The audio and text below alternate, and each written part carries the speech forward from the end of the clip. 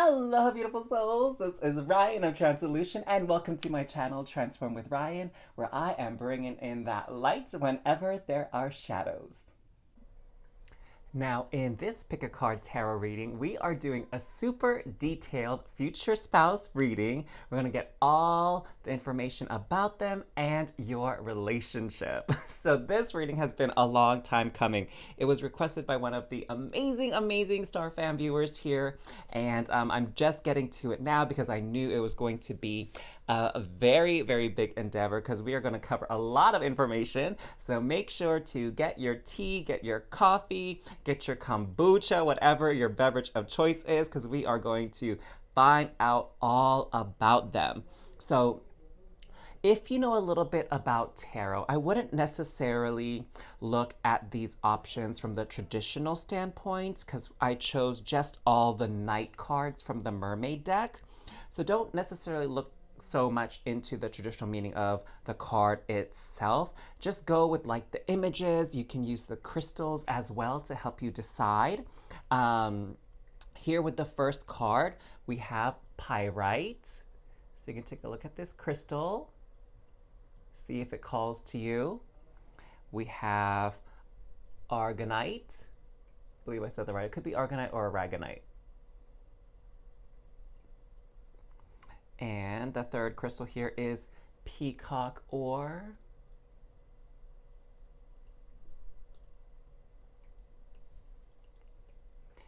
And last but not least, we have Moonstone. So go ahead and pick one of these combinations here, and the timestamp is going to be down below to go to your reading. Of course, I've never actually seen this online, but I was just thinking about this as I was preparing it for everyone. If you're polyamorous, then definitely pick more than one pairing, okay? And go to both readings so you can find out about your partners. Hey! So in any case, my loves, I will see you at your reading.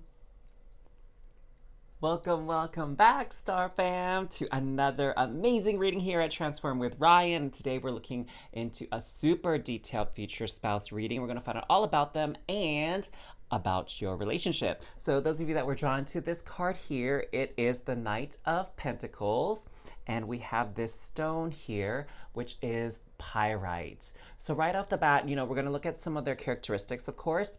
And with this, just picking this Pyrite stone, what I can tell about your future spouse is that they are abundant AF. So probably a very wealthy person that you will end up partnering up with. They are also very protective. So whoever, is very important in their life, it's sort of like their mission, their purpose to protect them, provide for them, have their back.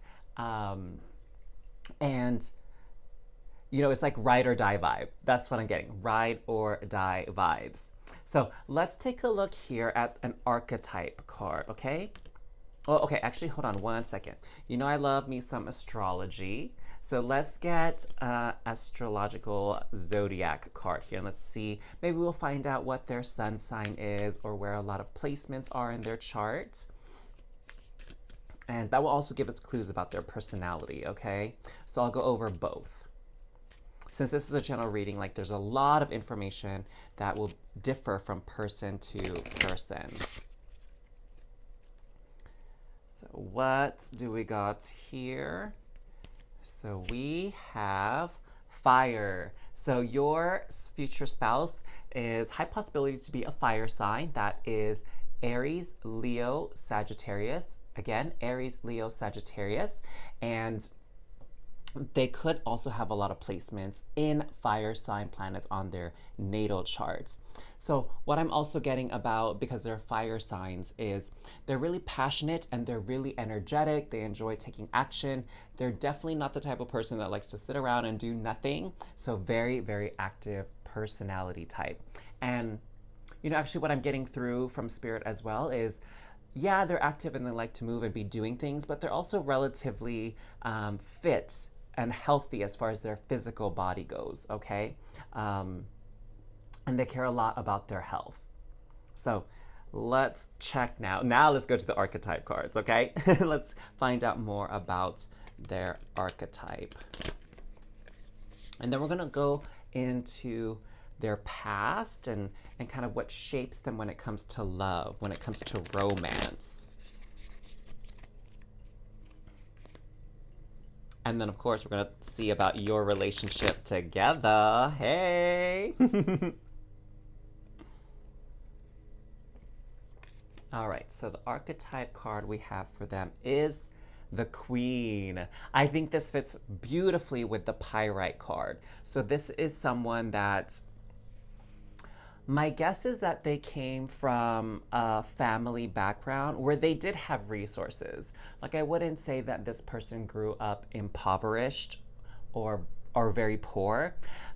You know, they had the things that they needed materially. They always had a home, they always had food to eat, clothes to wear, and it was all like new stuff. They weren't necessarily the type of, they didn't grow up in a setting where, you know, perhaps they were lower income and thus, you know, spent a lot of time shopping in thrift stores or outlet stores kind of thing. Like, maybe they do that because they just enjoy it and it's like an adventure for them, but they have the means and the resources to pay full price for things. That's what I mean to say, okay?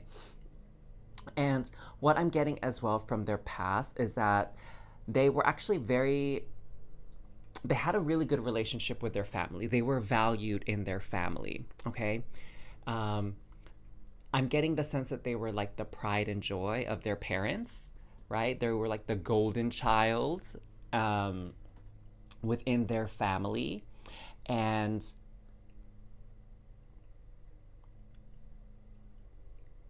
I'm sensing a bit of privilege for their upbringing. And I don't mean that in a bad way, you know, like they're snooty and they're disconnected.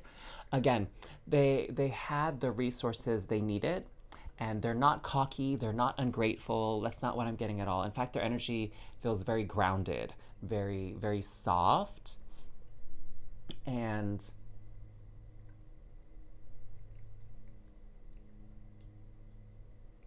yes, yes. I'm trying to see if Spirit has anything else to share with us about the Queen card. They're very intelligent. Okay, that's the other piece. I knew there was something else Spirit wanted to say. They're very, very intelligent and they're very observant. Even though fire signs, they can often be, you know, the light, if you will, of the party, and they can be the center of attention.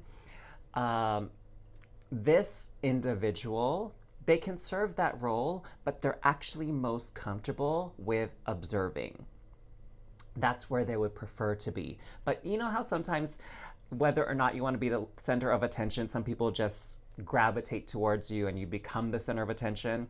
That's kind of what I'm getting with them, is that they don't necessarily want to be the center of attention, but it just so happens that that role falls into their lap rather easily.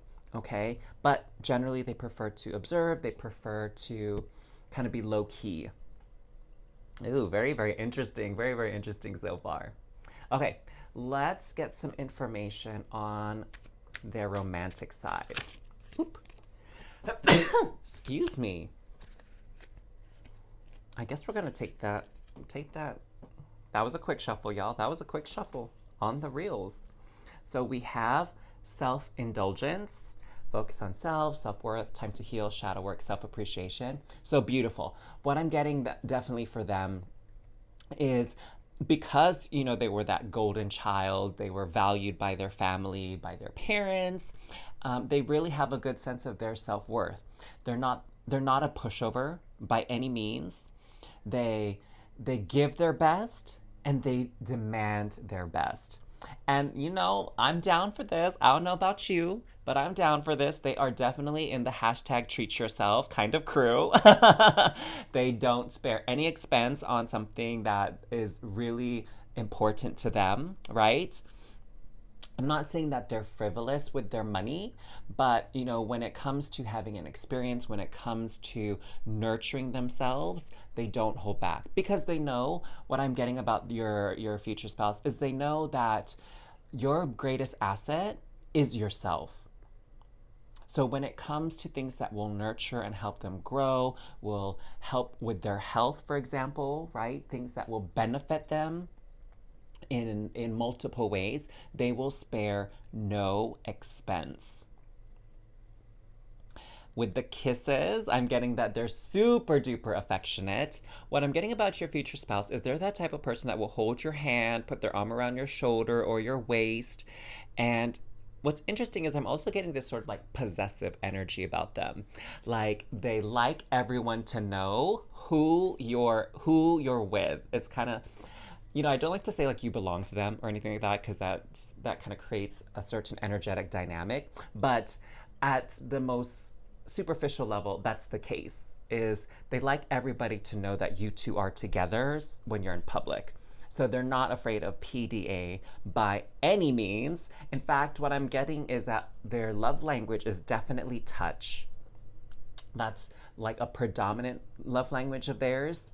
Some people have one or two love languages. So one of their love languages is definitely touch and physical displays of affection. Next, we have the snake. And that's interesting because I knew there was something about this snake on this card. I don't know if any of you were drawn to it as well. Let me know in the comments down below. But I knew there was some meaning to this snake. And here we have another explanation of its importance. So the snake, competition, enemy, clever, malicious, look over your shoulder, the other woman. So what this card is sort of highlighting for me about your person is actually there's a couple of things. So competition, so they're very active, right? And they tend to have a very competitive nature.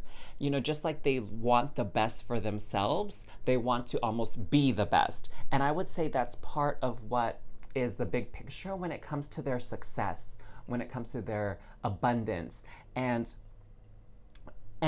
a big part of their drive is for themselves, but a big part of their drive and why they're so competitive and why they want to be the best and have the best is because then they can provide it to those they love. So they get a lot of joy and pleasure and fulfillment from being able to provide for the people they care about. All right. And I'm getting whiffs, if you will, of sort of the type of person that likes to buy gifts as well. Like they like to shower people with gifts, show people a good time, let people experience luxury. Yes, that's kind of what their vibe is here. And what I'm also getting for some of you is that a snake is also a big part of their life or their past. So they could have maybe like a snake tattoo, okay? I'm also getting that they could be in medicine. If you're familiar with the caduceus, it's a symbol of two snakes kind of intertwined around a staff. It almost looks like DNA, the way the snakes are like wrapped around the staff. And I believe it's like the staff of Mercury, which is like the god of knowledge, at least healing knowledge anyway. So they may be in medicine, they may have like a snake tattoo even, they may have had a pet snake, or they have one now at their home. So snake is really important for them. They've also done a lot of transformation within their life. So you know how the snakes, the snake sheds its skin? I kind of like did the words backward. So basically, they've had several periods in their lifetime where they start a new chapter and they have literally like a fresh beginning. And so what I'm sensing for your person is that they could have been quite multi-talented, right? So they had one type of job, maybe in the service or the retail industry when they were like in high school, right? That's a very common sort of area of work for high schoolers to go into. And then afterward, maybe they were like a paralegal, or they were like a stand-up paddleboarding instructor, right? It's almost like they had all these random jobs and you're like, how did you do all those different things? And it's really because from their work, what I'm getting from all the different experiences they've had as far as their employment history, that's how they've come to gain all this knowledge that they can apply to building their wealth, building prosperity for themselves, because they they've been in different roles in their lifetimes and had different purposes related to their job. And I'm also getting that they got to meet a lot of people as well through their work. They're actually, what I'm getting is they're very sociable. Okay, fire signs tend to be pretty sociable signs. I would say like maybe water and earth signs are the less sociable compared to fire and air signs. So they're very sociable, and they love asking people about how they achieved success and got their success. They love asking people about things that will give them more skills, give them an advantage in life. Okay. Yes. So spirit is telling me like the snake. Some people don't understand like how does it move around when it doesn't have any legs, but the snake adapted and it's able to move, and some of them can move really fast, like how the cobra like strikes out. So even though the snake has no legs, it can move at a decent speed, and so it has this adaptability to it. And you know what else I noticed, loves? Maybe you noticed this too. See this fire here after the snake, and we got the fire sign. So a lot of sort of confirmation, affirmation, supporting cards here to give you sort of an image of your future spouse. So let's get a little bit more here using this deck, this twin flame deck. Let's find out some more about them. Oh my gosh, I'm loving this. Let me know if any of this is resonating with you so far. This is what I love about tarot cards and oracle cards. It's like these stories that you can tell and share with the different images and the meanings behind all these cards. So, what do we got here? Okay. We have cycles, momentum, force, life cycle, stay grounded in the now. Oh, perfect. My gosh. We were just talking about like pretty much all of these things. So, fire is a force to be reckoned with. It's very passionate. It can be also actually very creative. It can be very hardworking.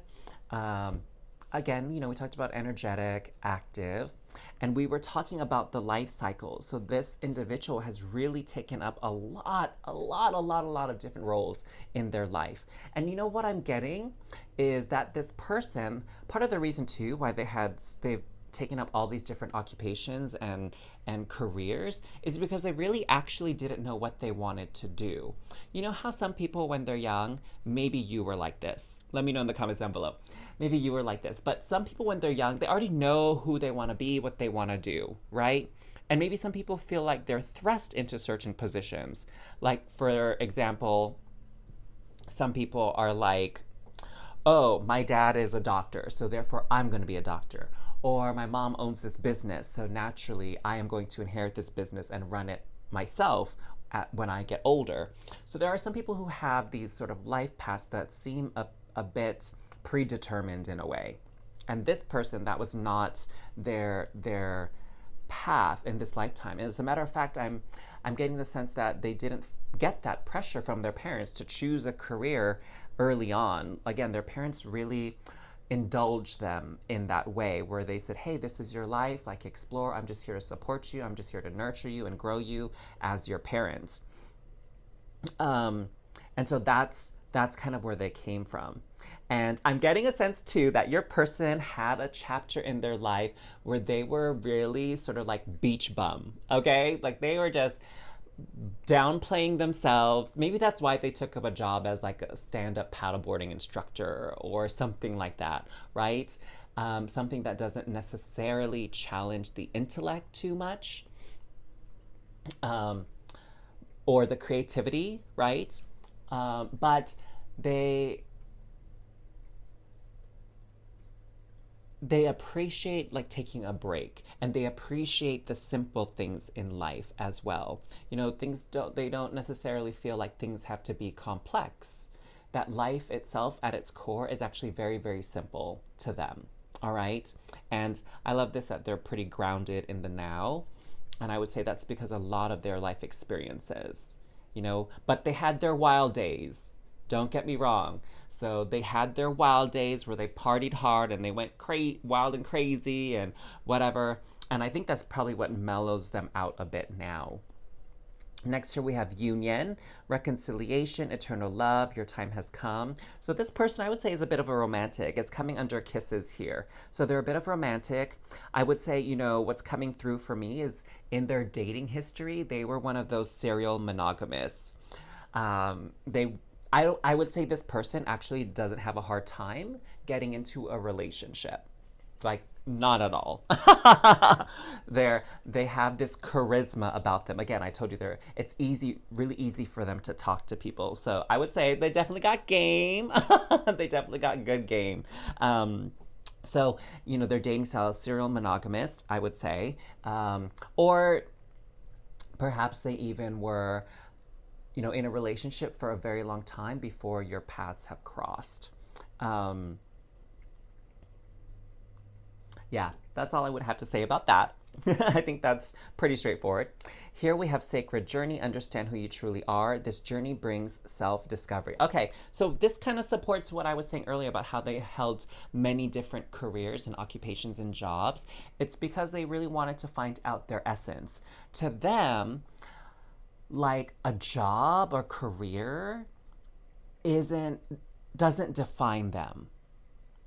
All right, it's more their personality, their purpose, their dharma, their mission. Like that's what defines them. And part of their mission, like what we were talking about earlier here, is protecting the ones they love, providing for the ones that they love. That's really big for them. That's like super important value that they have that, you know, for them to feel fulfilled, like they're doing their part in life. They amass this wealth and then they share it. Okay?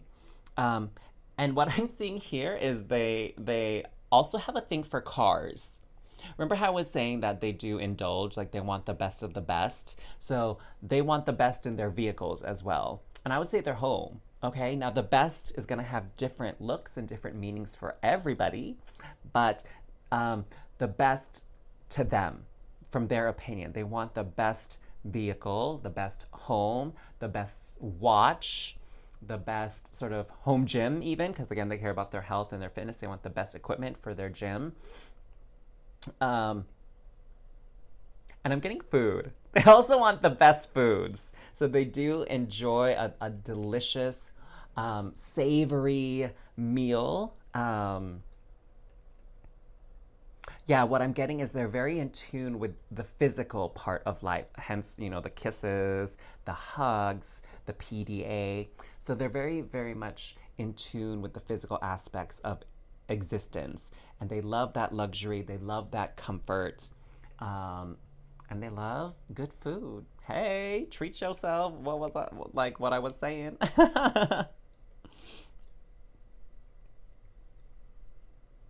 And for some of you, what I'm getting, now this is very, very specific.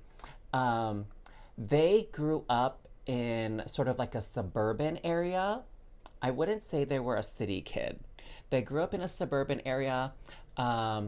If you are in the US, I'm also sensing for some of you, they grew up in the southern part of the US when I saw this card, which is like really interesting. Like that's very specific information that came through. So I'm trusting the universe that means something very, that has value, that has importance to some of you watching this reading. All right, so next we're going to find out about your relationship together. So we're gonna pull out one of these heart cards, okay, this love and romance cards, to sort of give us an anchor, give us an idea of the overall feel and energy of your relationship together. I'm sensing a lot of passion between the two of you. Like, it's like, I feel like it's getting hot in here. Really fiery, sexy passion I'm getting between the two of you. Oh my gosh. Oh my gosh. I never. Wow, I'm going to clutch my pearls. Oh my goodness. My goodness. Let me just say that, you know, you both are definitely not lacking in the bedroom. Okay, I'll just leave it at that. I'm just gonna leave it at that because this is, you know, rated G, rated PG kind of video here. All right, so we got this beautiful green heart here with the pink heart there in the middle, and it looks like there's like hands, like a silhouette of hands, and it's kind of blurred because that's not really the focus of the image. The focus of this image is this heart. Secret admirer. Someone has deeper feelings for you than they are letting on. Ooh, this is interesting, y'all. This is so interesting because, even though this person is very charismatic, what I'm sensing from this is that they can be a bit shy when it comes to declaring their feelings, declaring their intentions to their love interest. So they are the center of attention, and a lot of people might be misled into thinking they're very confident and they're very outspoken and they're very much a go-getter, which in a lot of ways they are, perhaps like in their professional life, in their family life, within their friends. But when it comes to romance and love, y'all, they're actually a bit shy. And I think that's where that queen energy is coming from. Like they kind of sit back and observe. They will watch you. I get the sense that they're one of those people that if they're already connected with you some way, somehow, they are totally scoping out your social media. Like they are looking at your stories, your reels, whatever, because they want to know what you're up to. And oh my God, I get the feeling that they really want to make a move. And if they know you already, right? Or if you haven't met them yet, this is sort of how it's gonna start. Is they're really gonna be kind of like stalking your social media. I didn't want to say stalking because that sounds like so creeper, but I'm not in like a creepy way. More like they want to know more about you in a very curious way, okay? Yes. And they are really gonna try to downplay, okay? They're really gonna try to downplay how much they like you.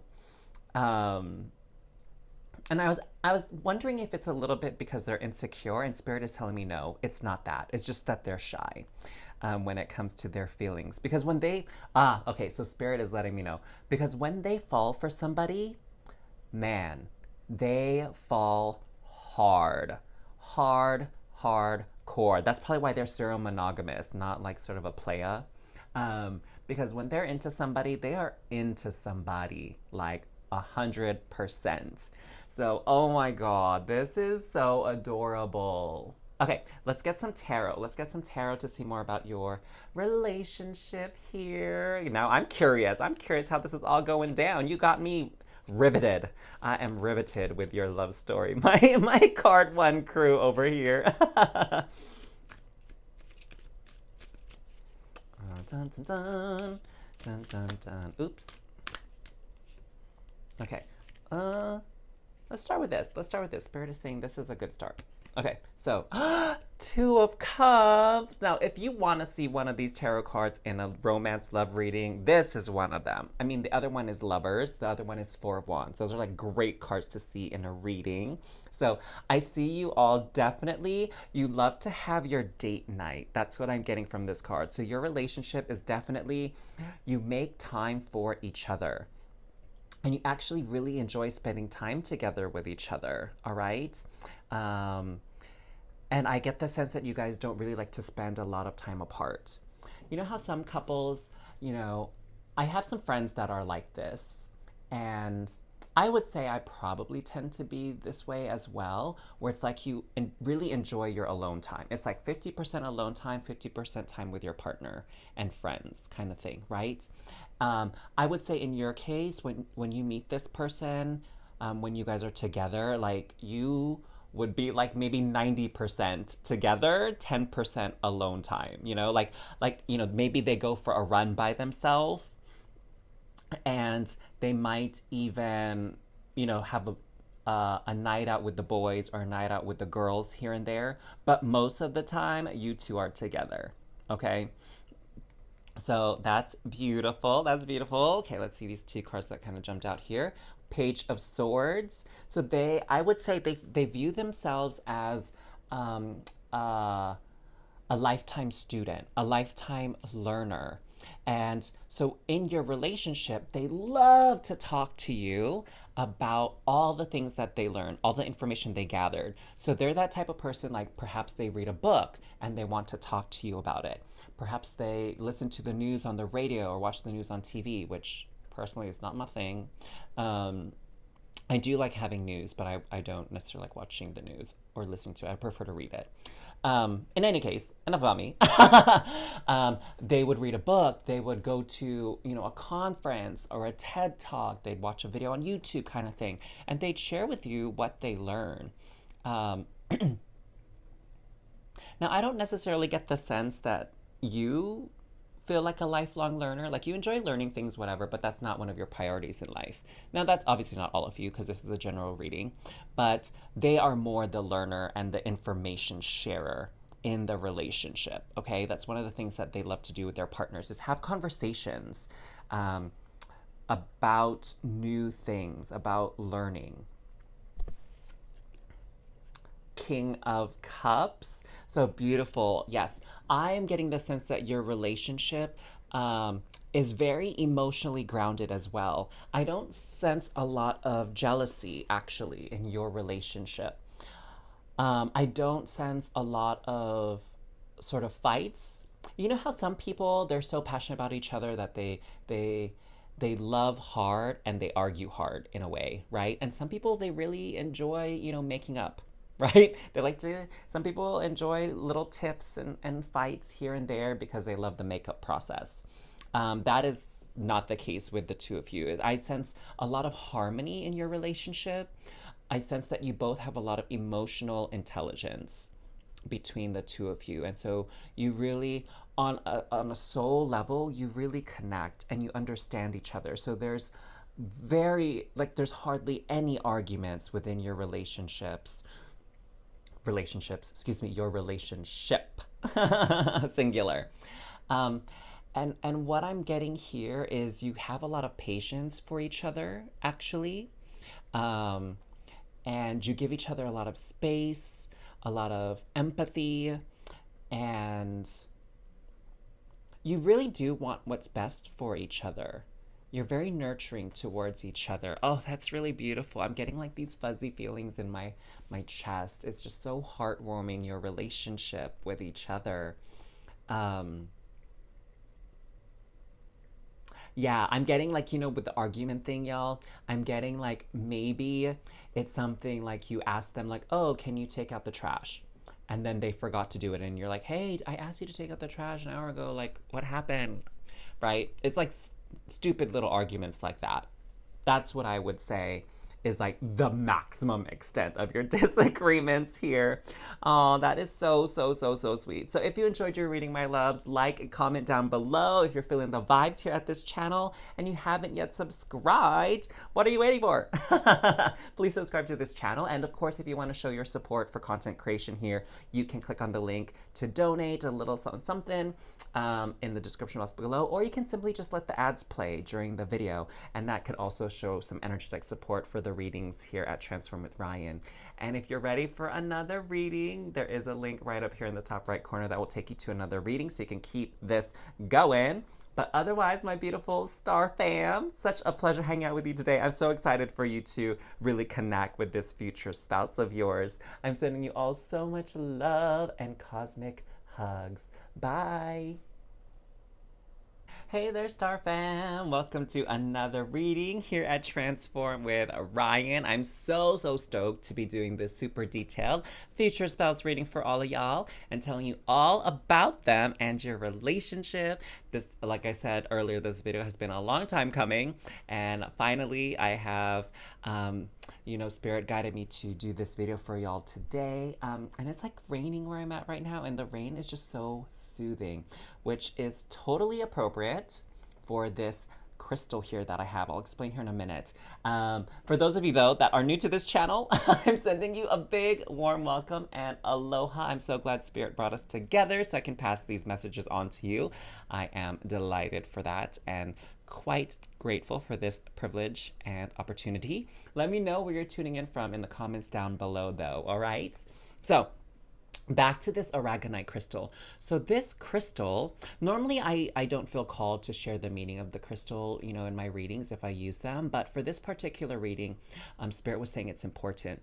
So this crystal is about understanding. It's about seeing and perceiving reality for what it is.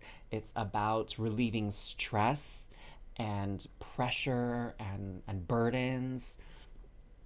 And it's about being able to see the truth, and because of that, like being able to see the deep truth, not like what people want you to see, right? But the heart of the matter.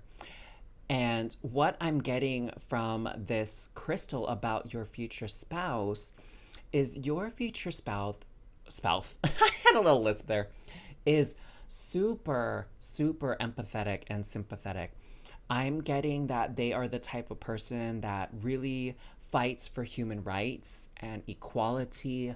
They are a type of person that stands up against injustice and crimes. They have a really strong sense of morals and ethics. They're very virtuous, they're very trustworthy. All really admirable traits, I would say, from my opinion. They're that type of person that probably went on a couple of marches and protests in their day. They're that, I get the sense that if they don't do this currently, they definitely work for a lot of charitable nonprofit kind of organizations. Oh, excuse me, I feel like I need a sip of my tea. So they're very giving of their time to help others and be of service for humanity in general. So perhaps humanitarian would even be a great word for them. Philanthropist would be also another great word. They're very nurturing and caring kind of individuals. So beautiful, beautiful. What a wonderful start to your reading.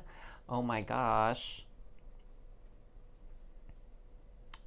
Totally random. I didn't get this with the first pile I did, but also for some of you, Spirit is saying that your future spouse is someone with a darker skin complexion. Okay? Just like a little tidbit. If that resonates with you, great. If it doesn't, that's fine too. Again, this is a general reading, so not everything is necessarily going to apply, but there's a lot of information here for you to work with. Okay, so I love me some astrology. I don't know about you, but I know, like on my channel, I always do readings for the new moon and the full moon, and also like major astrological events, of course. But I really feel that connectedness to the stars and the cosmos because we, are born from stardust. We are born of the stars. In case you didn't know, that's like a fact. You can look it up. So we're going to pull an astrological zodiac card, okay, to get some more information. Now, this, of course, can definitely speak to their sun sign, but it's also probably going to speak a lot to their personality. So we have Uranus. So was I not just saying I was sensing that your person is a humanitarian? That is what Uranus is about. Why, do you ask? Because the planet that rules Aquarius is Uranus. And Aquarius is known as the revolutionary, the future thinker, the humanitarian. And so Aquarius could be their star sign, or their sun sign, excuse me, or they could have a lot of placements in the sign of Aquarius. Or what I'm also getting to pass on to you is Aquarius is the 11th house, excuse me. Aquarius is the 11th house of the natal chart. So they could have a lot of placements in or around the 11th house on their birth charts, okay? So again, I'm getting called to share with you about sort of the futurist version of your future spouse. Because do you see like this mechanized body that this character has, and that has like this crazy like clock on their head as well. So they're definitely ahead of their time in their way of thinking and their way of behaving. As a matter of fact, what Spirit is showing me is they really love to daydream about the future. They love to daydream about a future where people are not starving, where there's no poverty, where the earth is clean and thriving, where plants are growing, the oceans are free of like plastics and debris. They dream of the day when they're like flying cars, even, and like the technology is wild. Oh, this is interesting. Spirit is saying they probably also really enjoyed the game or the movie Ready Player One. Let me know if you watched that movie in the comments below. I know that movie.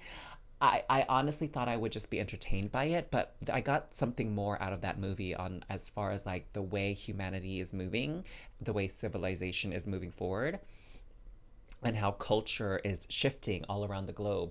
But in any case, they are definitely a futurist. Again, they kind of have I believe the term is bleeding heart.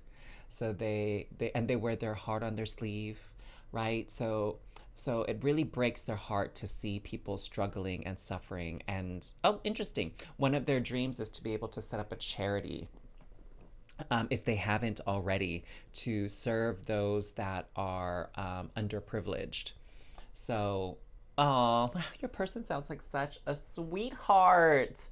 Oh my goodness. Okay, let's find out more about them. We're going to pull one of these archetype cards as well so we can get some more information on sort of their personality, right? And then we're going to look at their love style, their love history even. And then after that, of course, we're going to look at your relationship, like does. All right, so this is more about their general personality and archetype. Mostly, I would say about who they are now, like when you meet them, okay? And sometimes when we draw the other cards, we might get some information about their past, okay? But this is kind of more their present.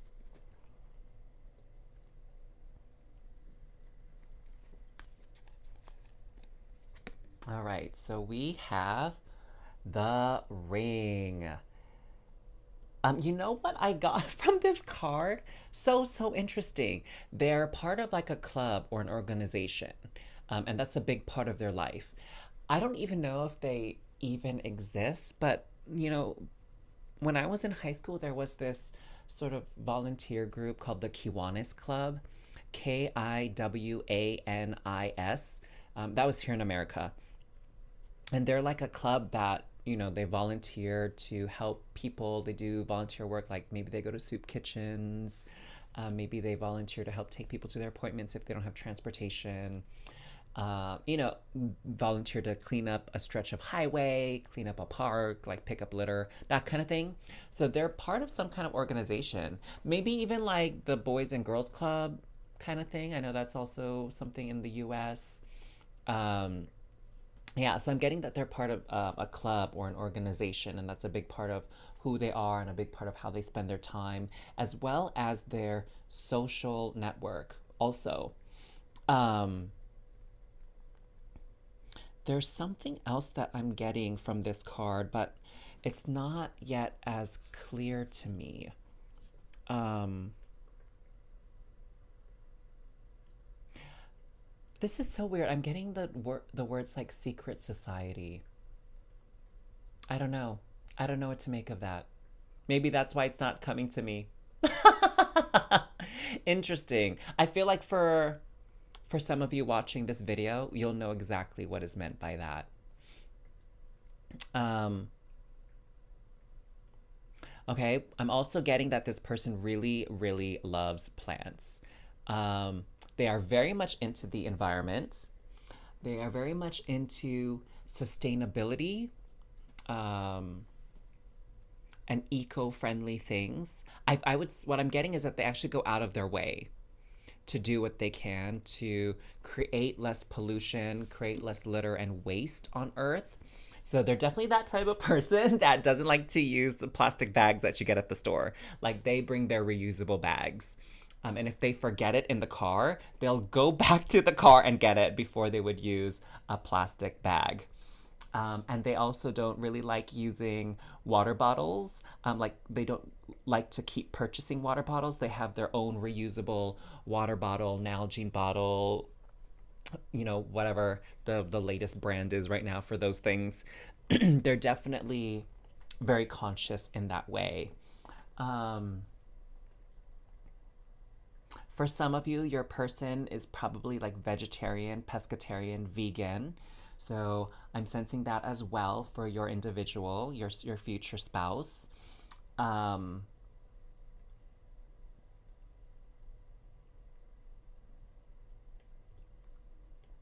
I'm also getting that they like to go hiking. That's part of the nature energy about them, is they love connecting with nature.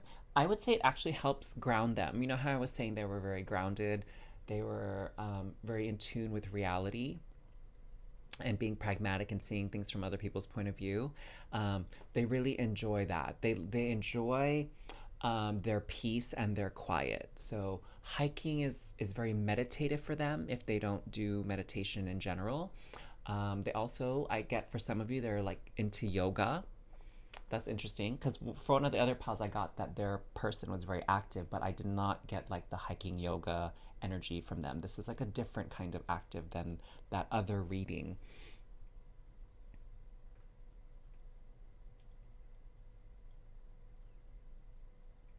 Yeah, that's what I'm getting. That's what I'm getting here. Um, Also, what came to me with this ring is like Lord of the Rings, the movie. And what they really also liked about Lord of the Rings is because it was at a time where, the setting of the story was not modern day. It was where nature was really, really thriving, Like there were no automobiles, there were no like guns and pollution, smog, like that kind of thing. There's a lot of nature in the movies, and they really like the ents. They really like the idea that the trees can speak and they're alive, and the fact that they were able to fend for themselves, right? Like they were able to move and knock all those little orcs and goblins away when they took over the where Saruman was, whatever. I don't remember the name of that place. Anyways, it's been a minute since I watched the Lord of the Rings movie. That was a very interesting tidbit about them. Okay, a little bit random, right, guys? So let's find out more about their romantic nature, okay? Their love life, maybe their past, their love language. Those kinds of things are stuff that we'll be able to get from this next part of your reading.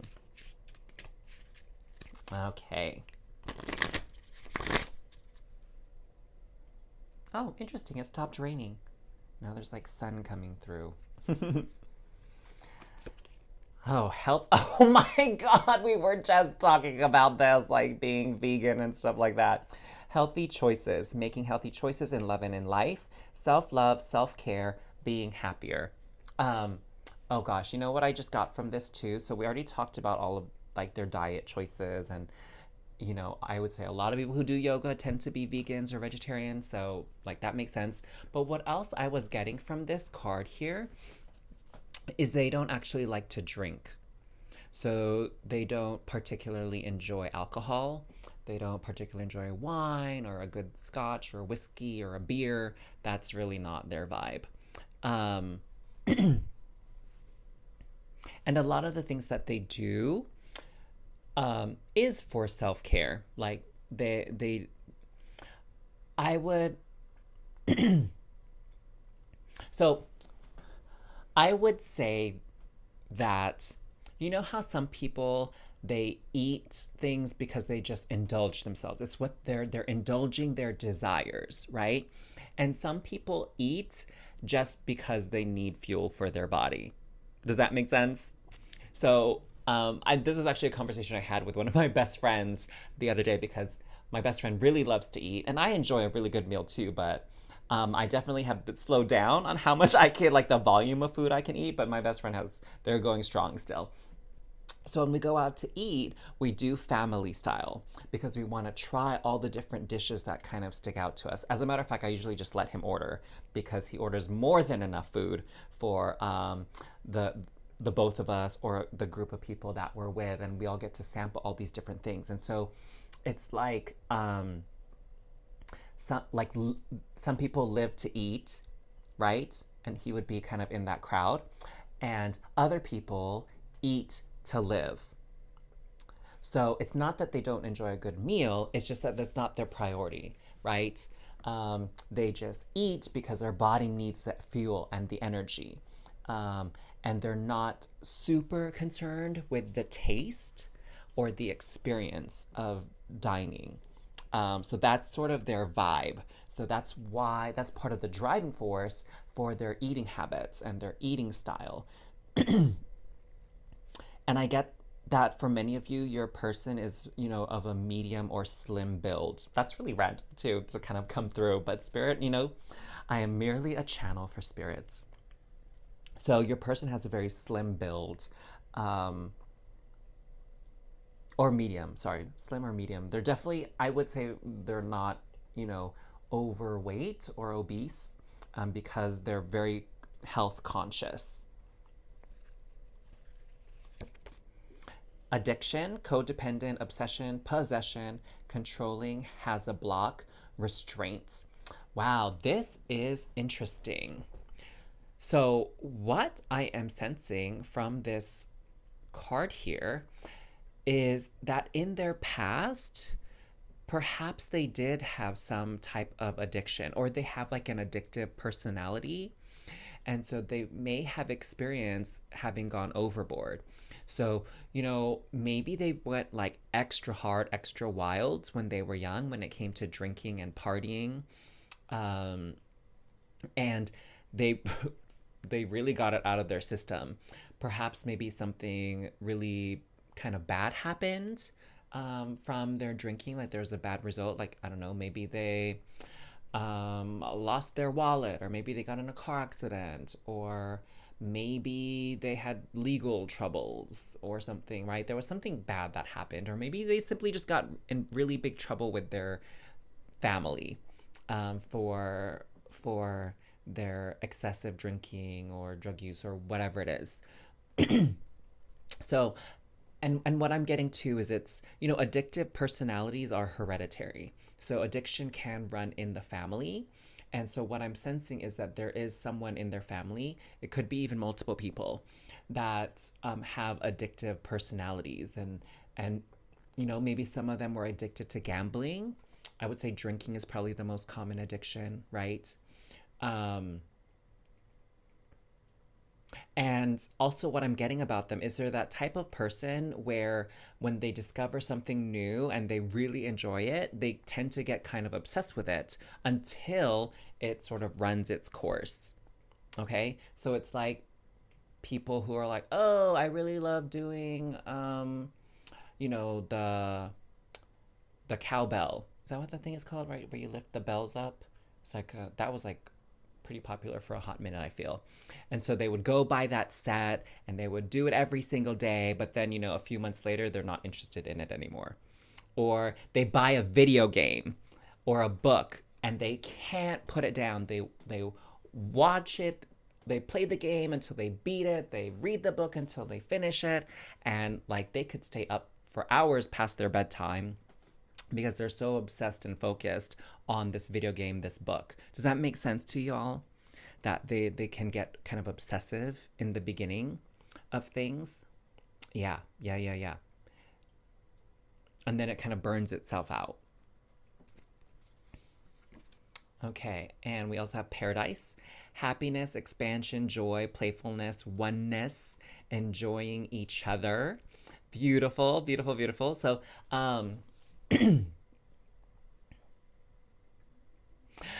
so what I'm getting from your person overall is they're kind of serious. They're a little bit practical and pragmatic, and I think it's because they really are affected by the suffering out there in the world. It's very sobering, right? When you see people living in like shacks or malnourished, underfed, like not living in clean homes, clean living conditions, don't have access to clean water, right? It's very sobering when you see those types of things. Especially, I can't imagine for people who have to work in that environment all the time where you see the poverty and the suffering around you. But they do have this playful side. And what I'm getting is they do love a good practical joke. They do love playing little tricks on people. And it's simple things like, you know, hiding behind the door. And then when you open it, it's like, boo, right? Like they love doing simple things like that. Or maybe joking around that they forgot to do something and you like get mad and they're like, ah, just kidding. I did do it already. Like, don't worry. I took care of it. Right? Like they love to play those little jokes. But what I'm sensing is that that's something that they really reserve for only the people that are closest to them. So it's a side of their personality that not everybody gets to see. As a matter of fact, what I'm getting here about your person, this is funny, is that a lot of people tend to look at them as sort of like stuck up, or strong, silent type, maybe a little bit unrelatable. But actually, underneath it all, they're very playful and they're very lighthearted. But again, that's something that only a few people get to see and witness and experience. Wow, that's really interesting. And what I'm getting is this side really comes out during vacation when they're in vacation mode. They, I would say though, your person really is a hard worker. They're very dedicated and committed to their calling in life, which for most of them actually coincides with their occupation. Okay, you know how some people they have like a day job and then they have their passion projects on the side. This, for many of you that are watching this, your person actually can combine both. So, you know, they the charity work that they do, they work for a charity company. Does that make sense? It's not like they work as, I don't know, like a banker during the day, and then on the weekends they do their volunteer work. Like a lot of them actually were able to merge both those activities so that they're getting paid as well for the charitable work that they do. Yeah, interesting. Wow. And we are peeling back all the layers here. Okay, I feel like Spirit wanted me to take this, so we'll take that. Let's do a little bit more shuffling here. Let's find out more about their personality, their past, their love language, their love style. Oh, speaking of love language, what I'm just getting from Spirit too is one of their main love languages is acts of service. So they're that type of person that will do things for you, do favors for you, help take care of things to support you and free up some of your time. Kind of like that person that will, you know, hold the door open for you, offer to carry your bags, like offer to run to the store to pick things up for you if you're busy, or, you know, they'll call you and say, hey, I'm on my way home now. Do you need me to get anything? You know, that kind of, those kind of small but very sweet and kind gestures. Okay, masculine. Your divine masculine, your twin or soulmate seeking you. Ooh, okay, so I'm getting a couple of things from this.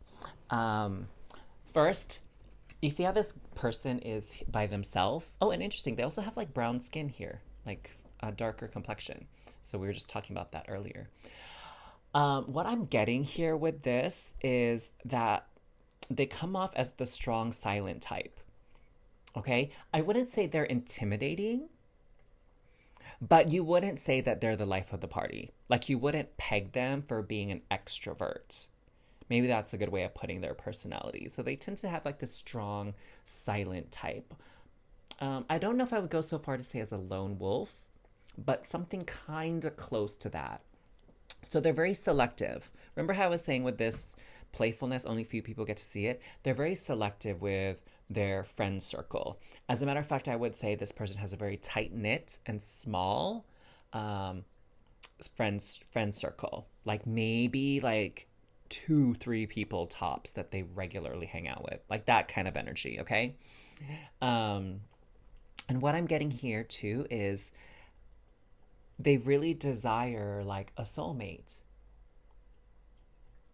I'm getting that your person actually doesn't date a lot, that they're actually kind of picky about who they partner up with.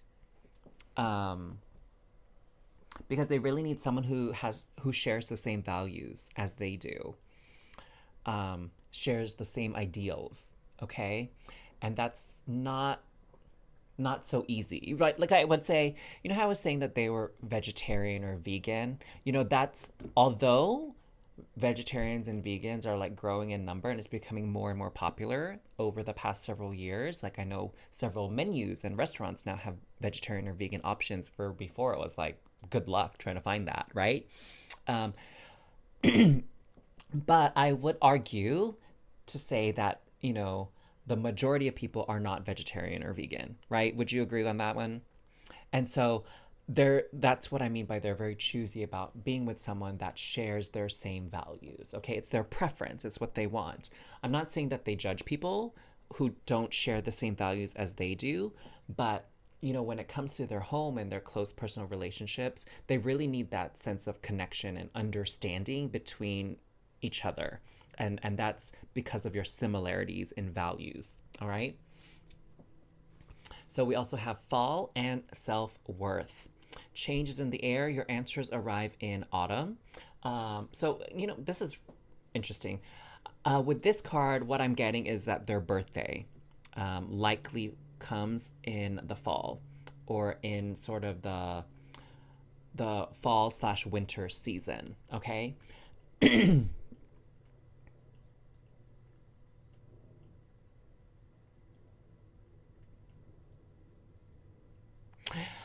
Okay, something was coming through. That's why I was quiet for a moment. Something was coming through because what I'm getting from them is that they are very interested in a change in paradigm for modern society.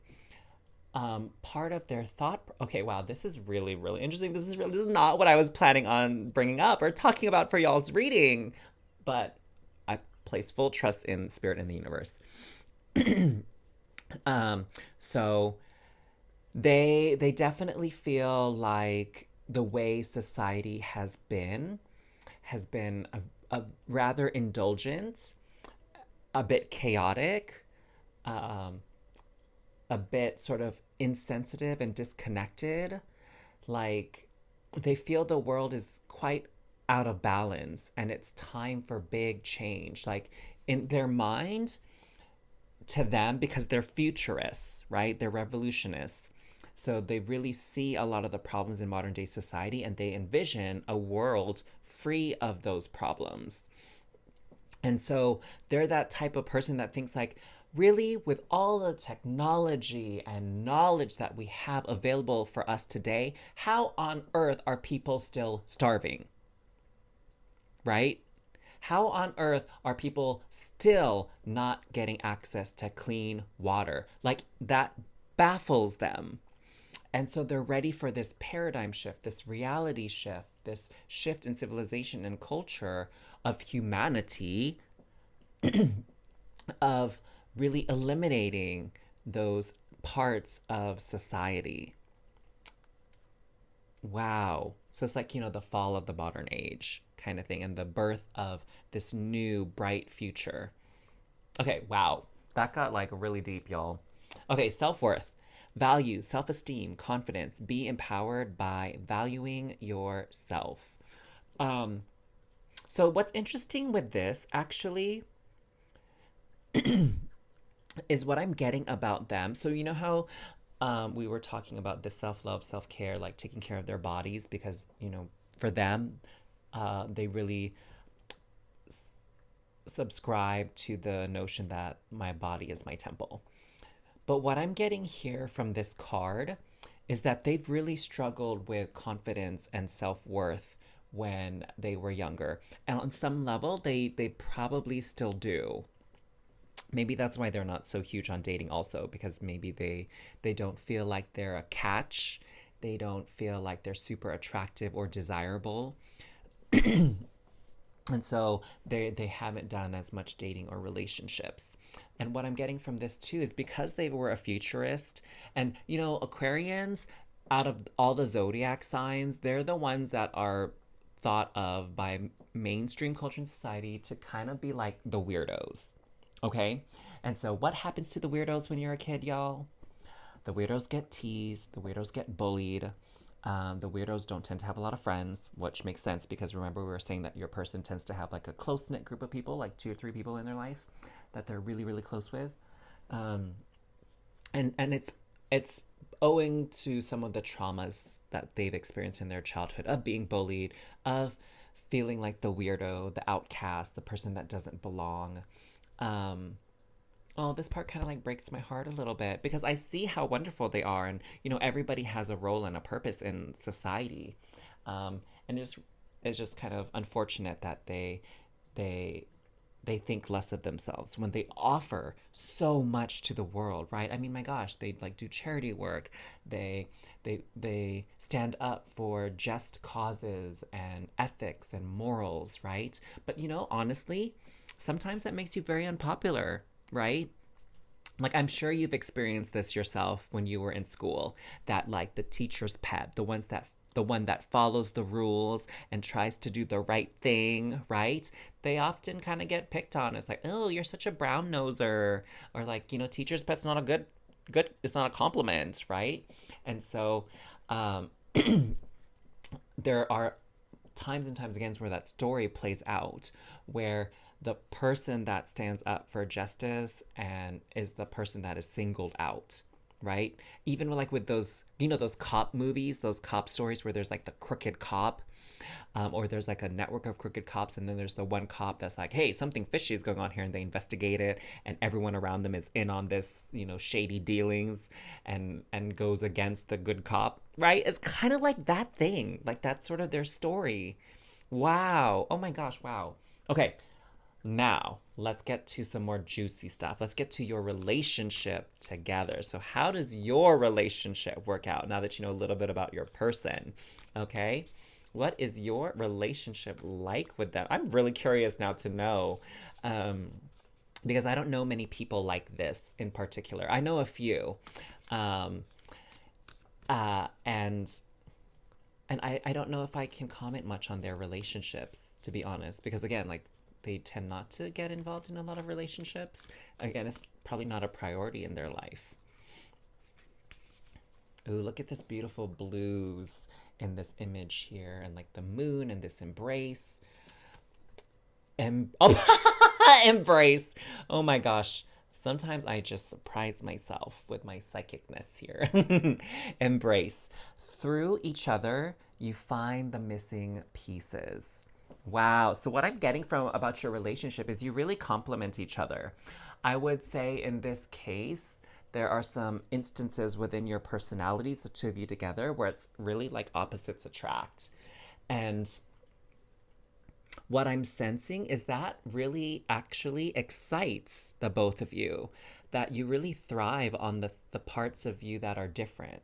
Again, your person, there are some things that is like non-negotiable, like deal breakers about their ideal partner for sure. But the parts that are dissimilar between the two of you, you really enjoy it. Like, it kind of gives you both a thrill, a little bit of an excitement, a break from the routine sort of life and patterns that you guys have. Yeah, because Aquarius is a fixed sign. So fixed signs tend to enjoy routine and a certain degree of predictability. So the differences that you guys have really adds a little bit of excitement into your lives, adds a little bit of variety into your lives together. Oh, wow. And I was saying your person is very empathic. And I would get the sense, too, that they value empathy in their partner. So you really both understand where each other is coming from. Okay? So you embrace your differences and you embrace, maybe flaws and faults that you may find in each other. Yeah, it's a very wholesome kind of love is what I'm getting from the two of you. I don't know if innocent is quite the right word for this. Yeah. Cute. Cutesies. Okay, let's get some more details on your um, relationship together here. Okay, so we have the devil. Interesting, interesting. I'm gonna pull all out, and let's kind of look at the picture here. The Hierophant. Wow, you got two major Arcana cards. So I would say this is definitely like legit soulmate dynamics between the two of you. Okay, like you've known each other in previous lives.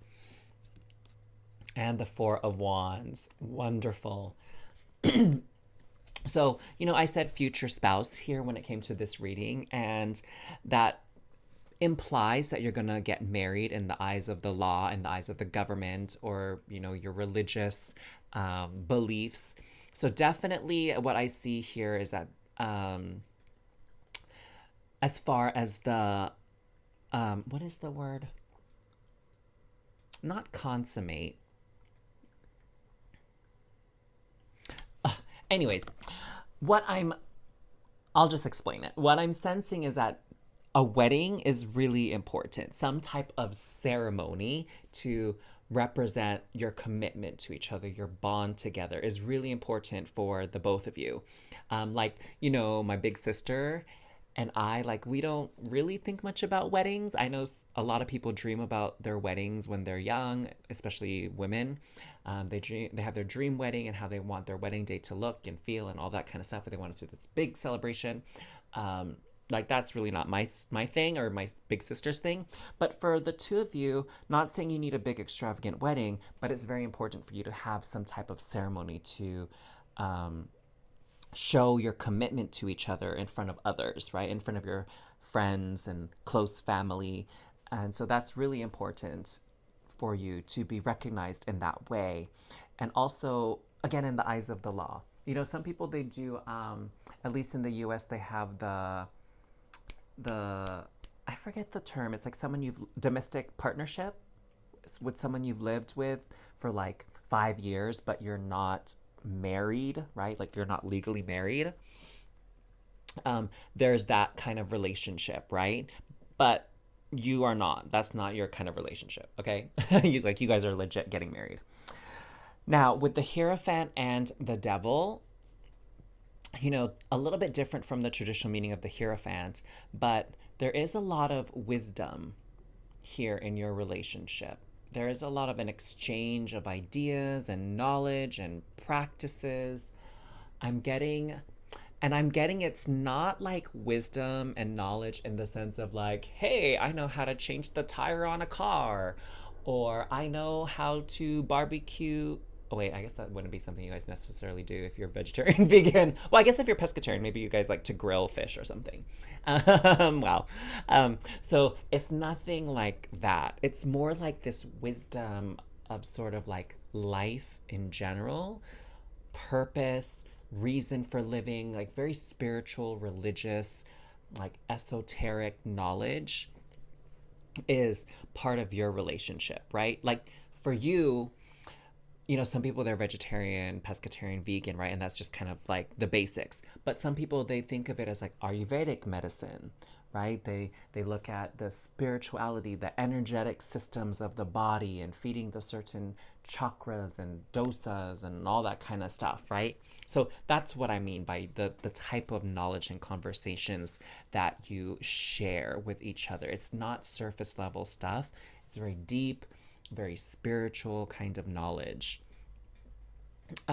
With the Devil card, what I'm getting is, again, a little bit of a reference to the addictive nature here from their past. And perhaps you yourself also have had some issues with addiction in the past too. And so you both really connect and find understanding within each other because of that experience. I'm reminded of, I believe Victor Odo and Patty and his wife Patty, like they met because they had, they struggled with addiction in their past, and that's how they met. And now they have this beautiful relationship with each other, doing a lot of spiritual uplifting work. And so something similar with your relationship, right?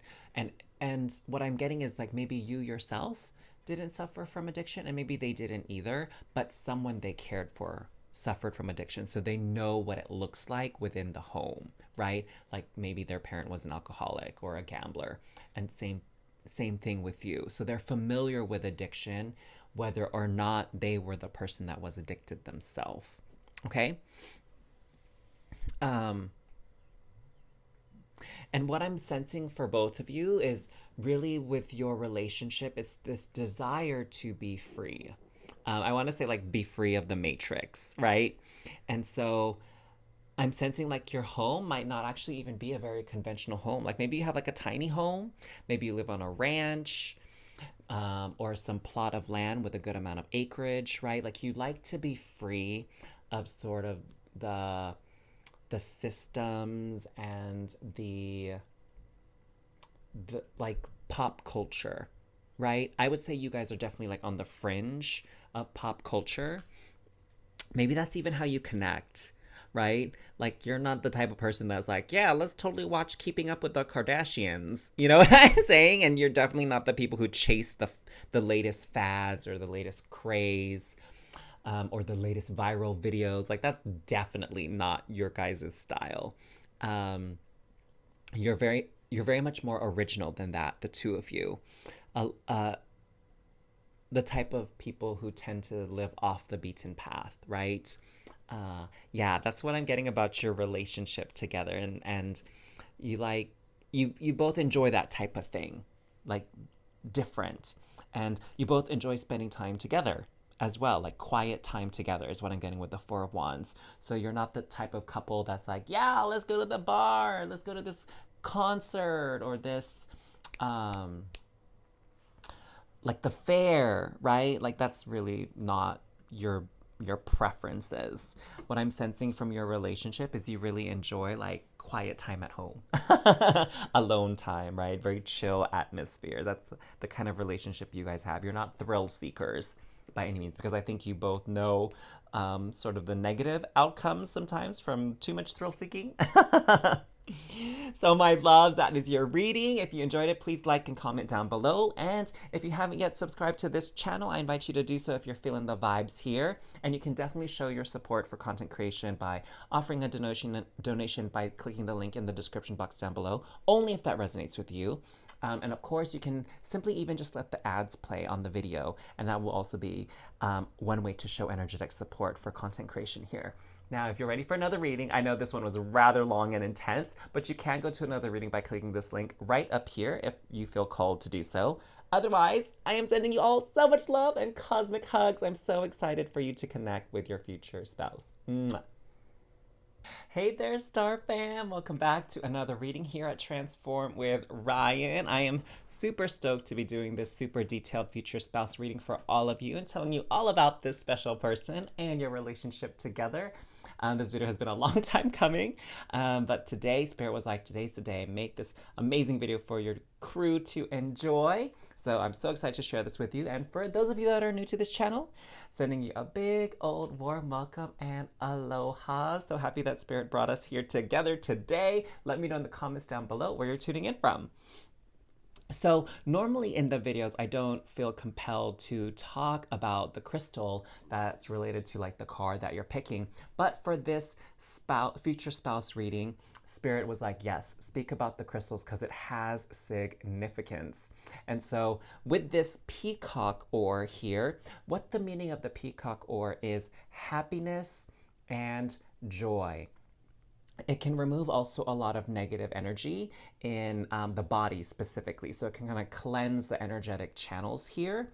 And it's very vibrant, as you can tell from all the different colors here. I hope you can see it well as I, rotate the crystal around. But what I'm sensing about your future spouse is that this person is a very happy-go-lucky type of personality, all right? Not to say that they don't have periods of sadness in their life or grief, but those are like a lot less than the average person would experience. And I would say their default sort of personality and their default state is one of happiness and joy. I I'm sensing, a lot of like childlike energy with them, very playful, The world always excites them. There's always something wondrous and thrilling about the world. They're definitely up for adventures. They have a very wonderful imagination. They they really believe a lot of things are possible in life. So they don't, what I'm sensing about your future spouse is they're not that type of person that's highly skeptical. I mean, gosh, they're definitely not like a stick in the mud. They're definitely not like that jaded personality that's like negative Nancy.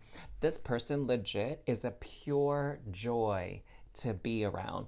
They literally like light up a room, and because of their happiness, they tend to make people feel at ease around them. They're you know what this you know what I'm getting reminded of. They're that type of person that you always want to invite to a party, to a dinner, to like an excursion and an activity, because they're just so much fun. But they're not that kind of fun where it can lead to trouble. It's like really good natured, safe fun. All right. It's not the type of fun that can kind of get shady real fast, real quick, if you know what I mean. Especially for those of you that still like to go out clubbing and partying. Because I remember there were nights where I was like, okay, I'm having a lot of fun, but definitely we need to probably stop the drinking and whatever, or call it a night soon, because things can head south real fast, if you know what I mean.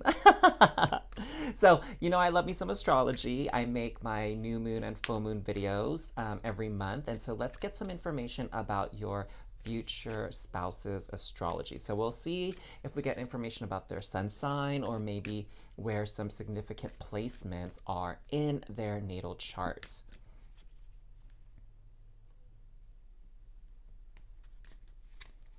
All right, so we have Leo. Okay, that's pretty straightforward, right? Very little confusion here. So their sun sign is likely in Leo, or perhaps they have a lot of placement in their chart in the sign of Leo.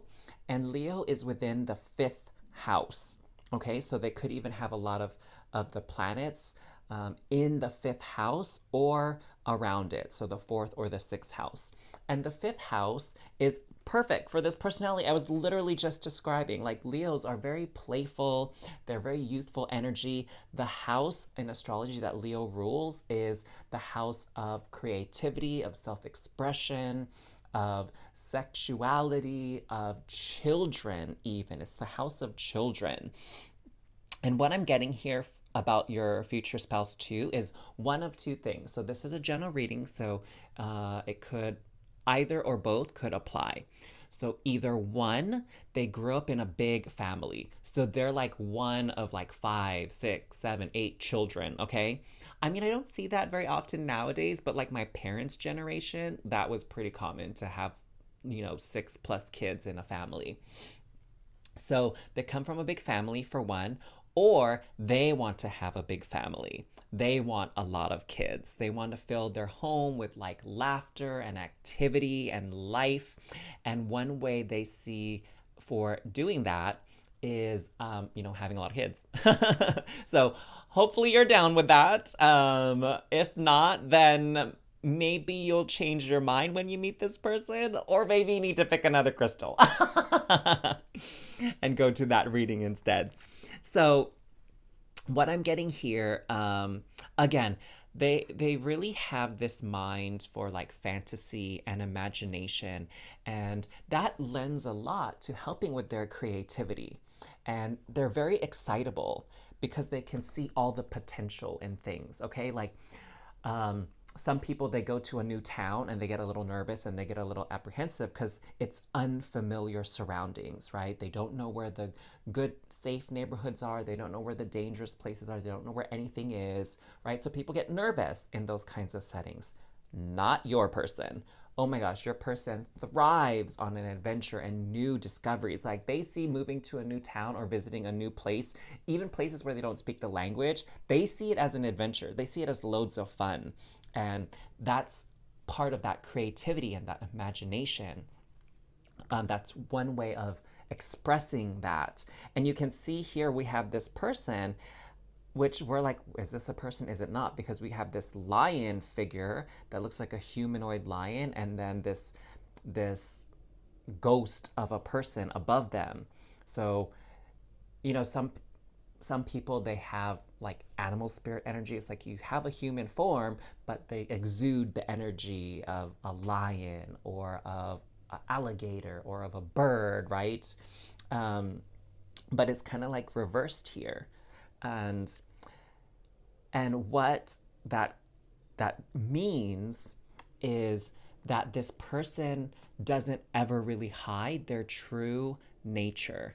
They're very honest about who they are because they have a lot of courage. They're not worried about what other people think of them. All right? What they're worried about is, am I having fun? Am I having a good time? Am I happy? Are the people around me happy? That's what's important. And so they're not that type of person that's going to sacrifice their happiness or anyone else's happiness just to like keep the peace or keep the status quo. All right? They're not that person that's going to do something that doesn't align with them just to make other people happy. All right? It's important that other people are happy, but they're not going to fake it. They're not going to fake that they're happy or everything's cool and kosher when if it's not. Okay, that's very, to me, that to them, that's kind of a dishonest sort of happiness. All right? And in their mind, again, it's full of possibilities and imagination. So it's like, well, if we're not jiving, we're not vibing, you don't want to do this, then we don't have to do it. You don't have to do it. I'll go do it by myself. Right? So they just kind of see things that way. Wow, I love that. I actually love that sort of trait. Oops. Well, there goes the astrology cards. So let's look at this archetype card to get more information about their personality. Then, of course, we're going to look at sort of their love style, their romantic history, past, and their romantic personality even. And then we'll take a look at your relationship together, of course. Like what happens when you two come into union, when you meet up. All right, so the archetype that they have is the bridge. So what I get about this person is they're so likable, they're so lovable that they really they have a lot of different circles of friends, right? They really can befriend people from all walks of life. And they can serve as an intermediary between introducing people to new things and new cultures, new ways of life, because they have all this huge network of friends and acquaintances. And I would say, if they're ever to throw a party, it would be very, very interesting to see who's on the guest list, because they have, like I said, all sorts of friends from all different walks of life. Because this person, actually, what I'm sensing is they're super relatable. They're they would be like that popular person in school, but without any of the snootiness. Okay, does that make sense? And, kind of random that came through. For some of you, this person works in construction, they work in architecture, they work in engineering, they work in planning. So things that have to do with setting up a system for like a community or a town, right? So like a civil engineer. Maybe they even work in city government. So like city manager, the mayor. Yeah, they're definitely in a position of either building something, so the bridge, like building a bridge, um, or in like a public role, right? Maybe they're even like a principal of a school. So any place where they can connect two things together, okay? Especially when it comes to community and people. Um, is there anything else I'm getting? Okay, this is kind of random, but they also grew up near a body of water, and they enjoy being near a body of water. So they like to live along the coastal areas of a country or like by a lake, a big lake. Uh, and they could have grown up there too. Like, for example, I grew up in Hawaii, right? And I love being near like living in a place close to the water. I don't have to be on the water, but close to the water. So I tend to prefer living along the coastal part of the United States. All right. Beautiful, beautiful. And I recently went to Puerto Vallarta in Mexico, and I was like, oh my God, I could totally see myself living in this town. Like it's like a good size, and it's near the beach. The weather is great. The food was delicious. The people were so, so friendly. And I felt so safe there, actually. It was like a lovely, lovely town, lovely experience. I went there for my friend's birthday, and we had a grand old time there. So let's get a look now at their love style, their love language, their romantic past, right? How they look and view and behave when it comes to love and romance. Ooh, juicy, juicy, juicy. All right.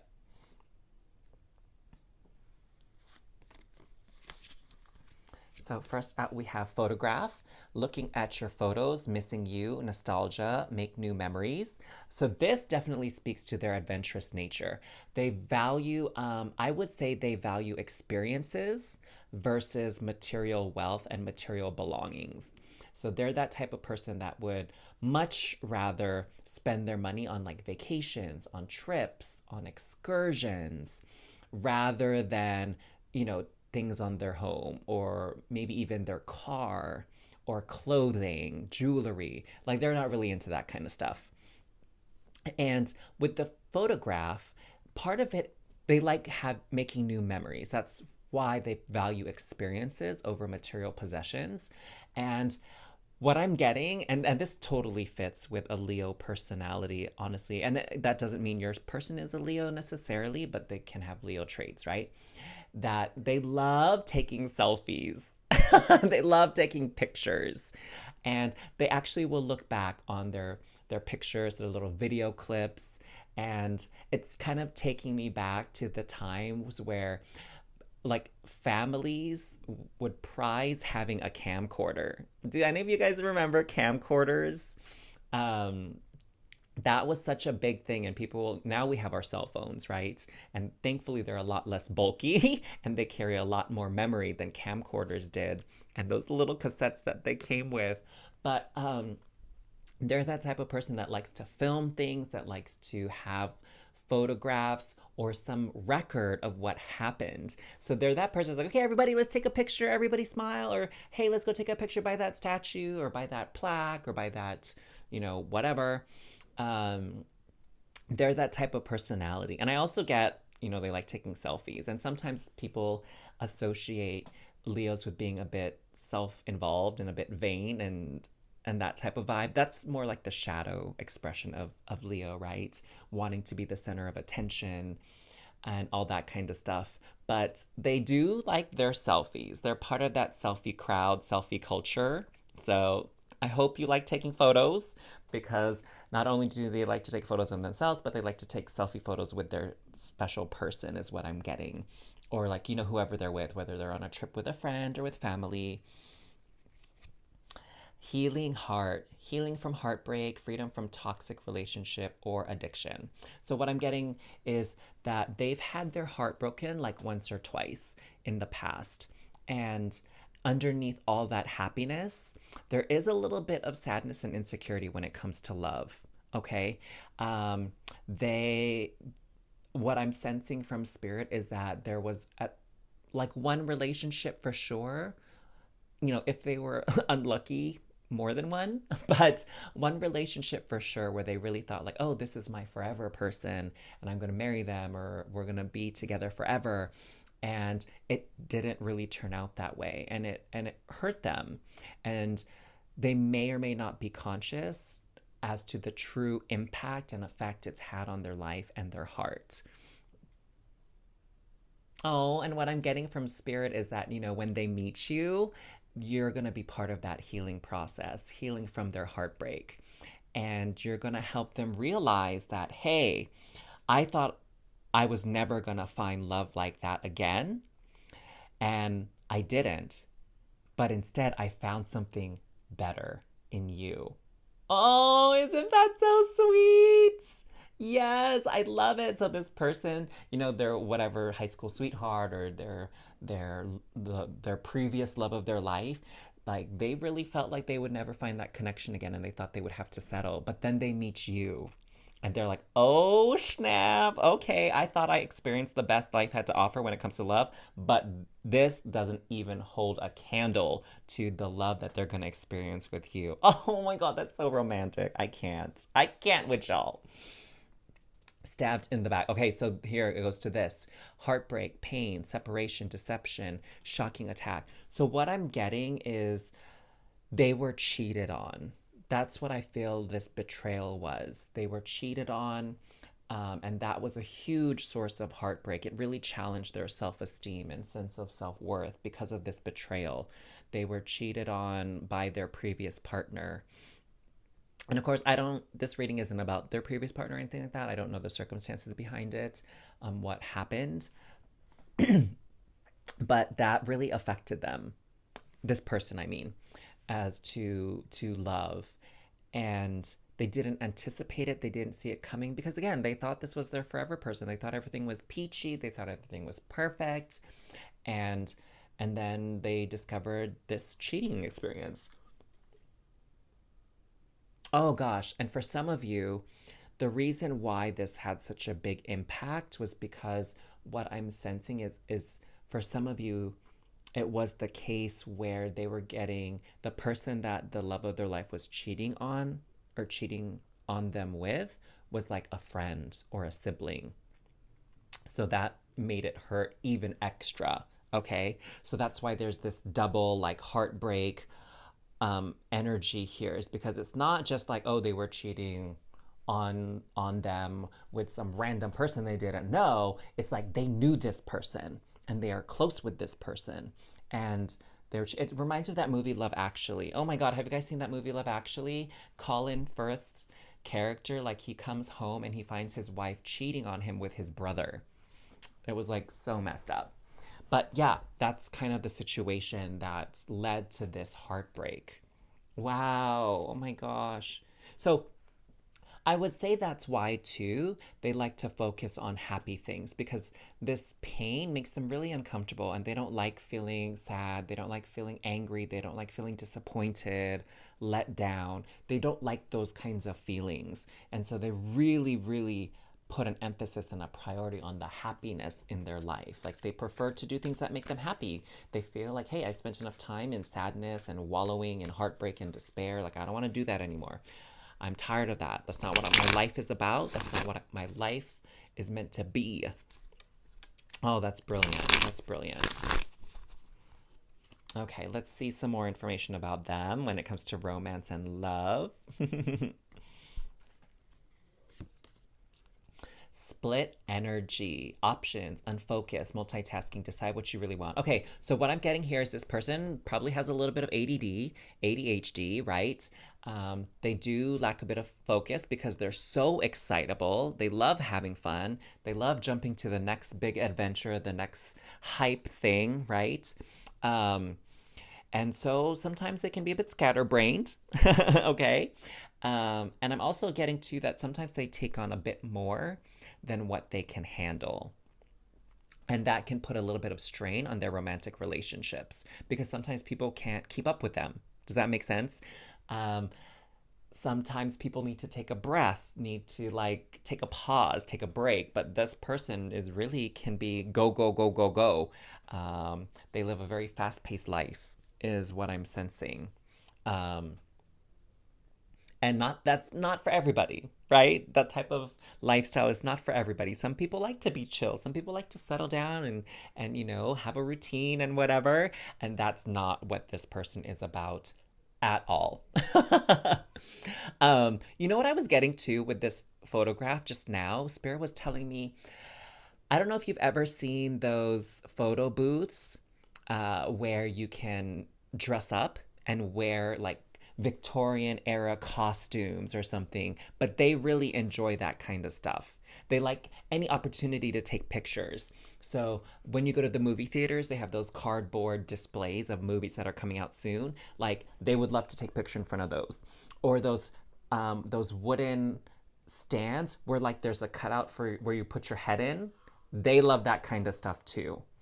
Um, And if there's an opportunity ever to go like on a red carpet and take photos, oh my God, they would be living it up on that. That would be like a dream come true for them to be on a red carpet. Um, and they remember, their dances in high school. I don't know how this is for other countries, but in the US, they have prom is the most popular one. They have tolo, they have homecoming dances, right? Like they love dressing up and taking those photos at those kinds of events. So those things they really enjoy. So they'll definitely go to like galas with you or like balls and masquerades, those types of things.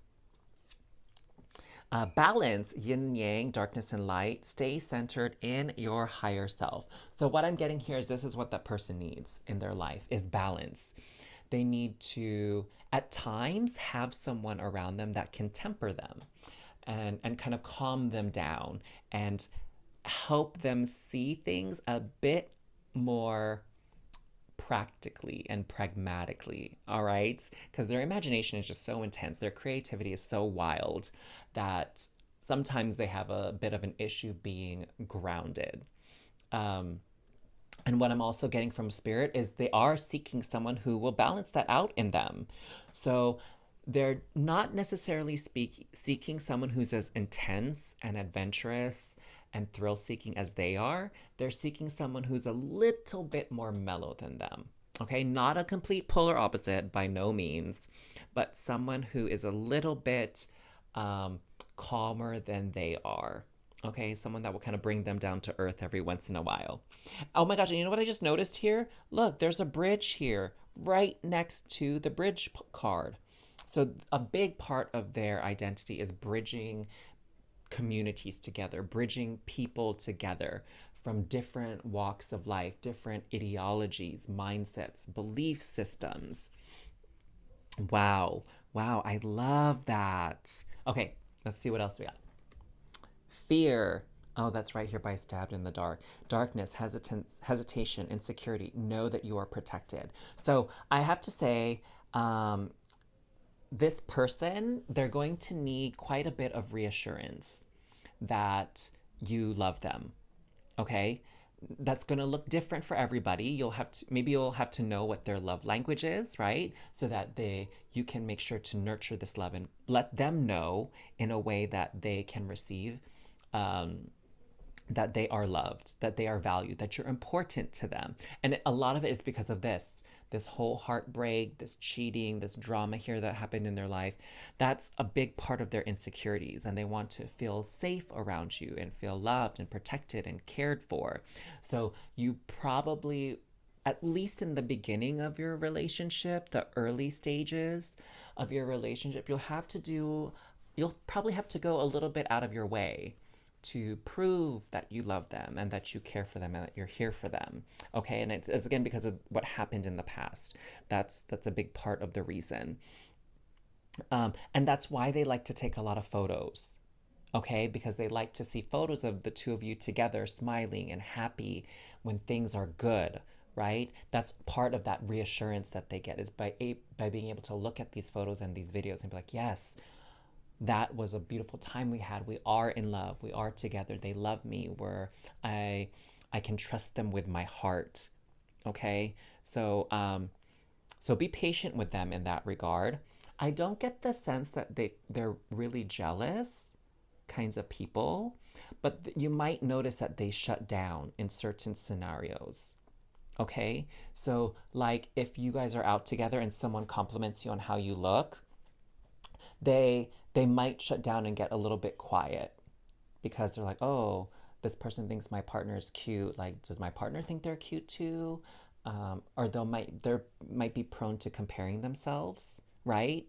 So if your person, maybe they don't have a six pack abs or like big biceps or whatever, or that hourglass figure, but someone does and they show an interest in you, like they're gonna feel a little bit insecure about that and be like, oh, they're gonna think to themselves, whether you believe it or not, like, oh, that person has such a nice body, they're really handsome or they're really pretty. Like, does my partner think they're prettier than me or more handsome than me, right? Even if you are like, oh my gosh, you check off all my boxes, I think you're the most beautiful person on planet. Like, even if you may think that, they will feel insecure about things like that, their looks or whatever around you, if they see someone that they think looks better than them or is doing better in life than them, like making more money or has more wealth or whatever, right? Um, so you're going to definitely have to reassure them quite a bit early on in their relationship and just let them know, like, hey, I'm here for you. Like, I'm not going to play you like what happened in the past. I would never do that to you. And that's just kind of what they need. Okay. So let's take a look at your relationship now, okay? Let's get to see how you interact together. Like, what happens when you come into union, when you're like really in it in this relationship.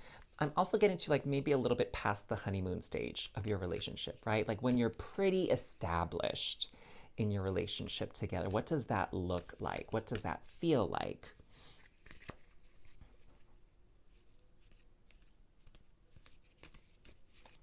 Part of me wants to really shuffle this deck like a classic deck of cards, but I think it'd be rather difficult to do so. Oh, interesting. This card came out for one of the other readings. So it's coming out for yours too. Let's see this flavor. Here, secret admirer. Someone has deeper feelings for you than they are letting on. So what I'm getting for some of you is that you actually know this person or they know you.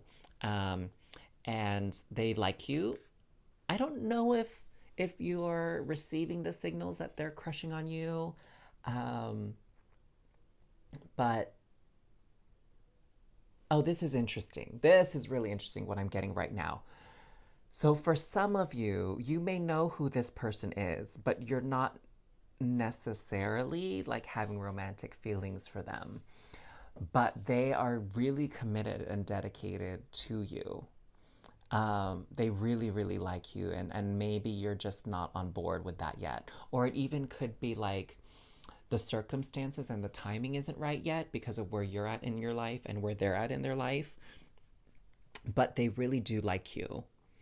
Um, it kind of makes me think of that movie, My Best Friend's Wedding. Have any of you seen that? It has Julia Roberts in it.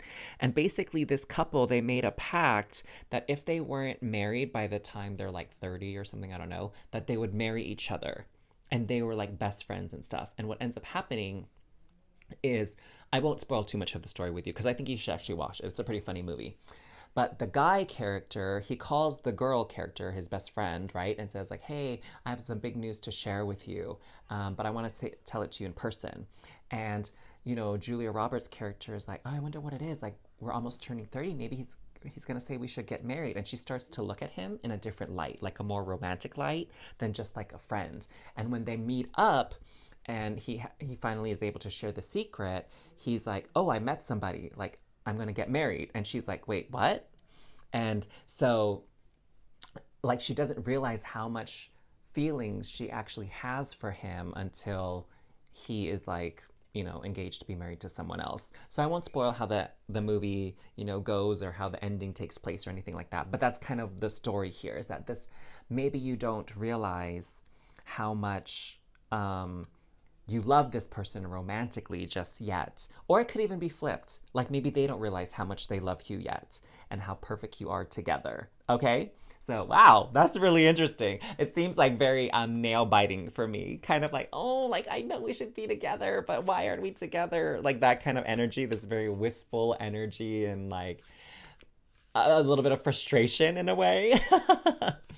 Okay, so let's see what your relationship is like when you actually do meet up with this person. Oh. Yikes. Okay, I guess we're going to have to take it. So we're going to go with all of these cards here, loves. So anyways, that's part of the picture for you. Now, for those of you that don't know this person or haven't met, they're definitely, it's not going to be a situation where you go out on a first date and it's like obviously romantic or whatever. Like it could even be the case that you kind of become friends with this person first, or you just casually meet them at a party and you're just acquaintances in a way, right? And they're really feeling you out, or you're feeling them out before you commit to like asking them out or exploring the possibility of a romantic relationship with them. Okay? So with the Fool card, I'm sensing a lot of new beginnings for the both of you, like a sort of like this new lease on life, new lease on romance and love. Um, this I'm sensing this breath of fresh air when you come into union. Okay, it's kind of like, wow, I couldn't imagine that love could be like this. Okay, oh, Three of Cups. So what I'm sensing is you're definitely going to be best friends with each other. Not only will you be lovers, but you are going to be best friends as well. Um, oh, that's beautiful. I think those are the best kinds of romantic relationships, is where your lover is your best friend as well, or at least, has best friend status. Seven of Pentacles. Oh my gosh, you guys are definitely going to have a family for sure. Look at this. Maybe even seven kids as represented by the Seven Pentacles. Oh, more power to the two of you. Dang, I could not even imagine having one child. Like, children are not of interest to me. But thank goodness that there are people who do enjoy having children and will carry on, the joys of parenthood and raising children.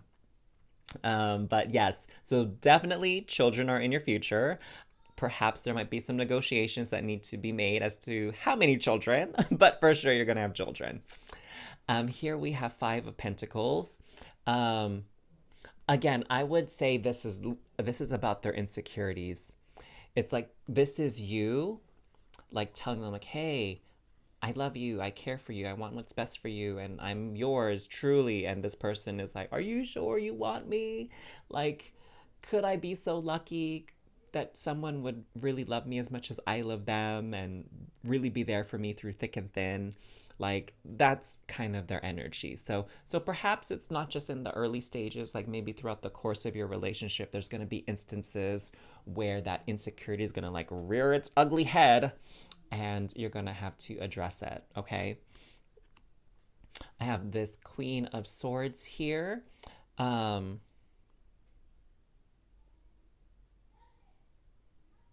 what I'm sensing from this actually is a lot of protective energy, like really protecting your relationship. And maybe it stems from the cards earlier where it's like, he was cheated on or she was cheated on, wherever your attraction lies, and that really hurts something in them. So they really protect their love, and they will do whatever it takes in the best interests of the relationship. All right? They what I'm getting from this card is they understand that being in a relationship takes work. That, the honeymoon phase doesn't last forever, and that love is a choice.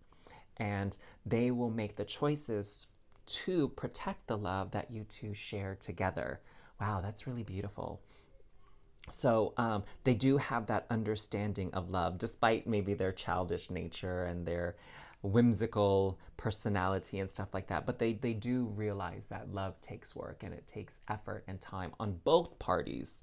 So they're prepared to do their part, right? They're prepared to compromise when needed. They're prepared to, fight to protect what the two of you have.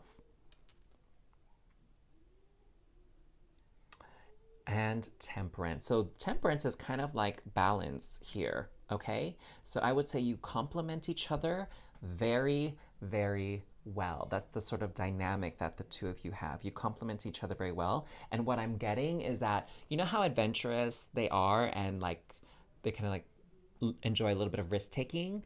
So they help you come out of your shell.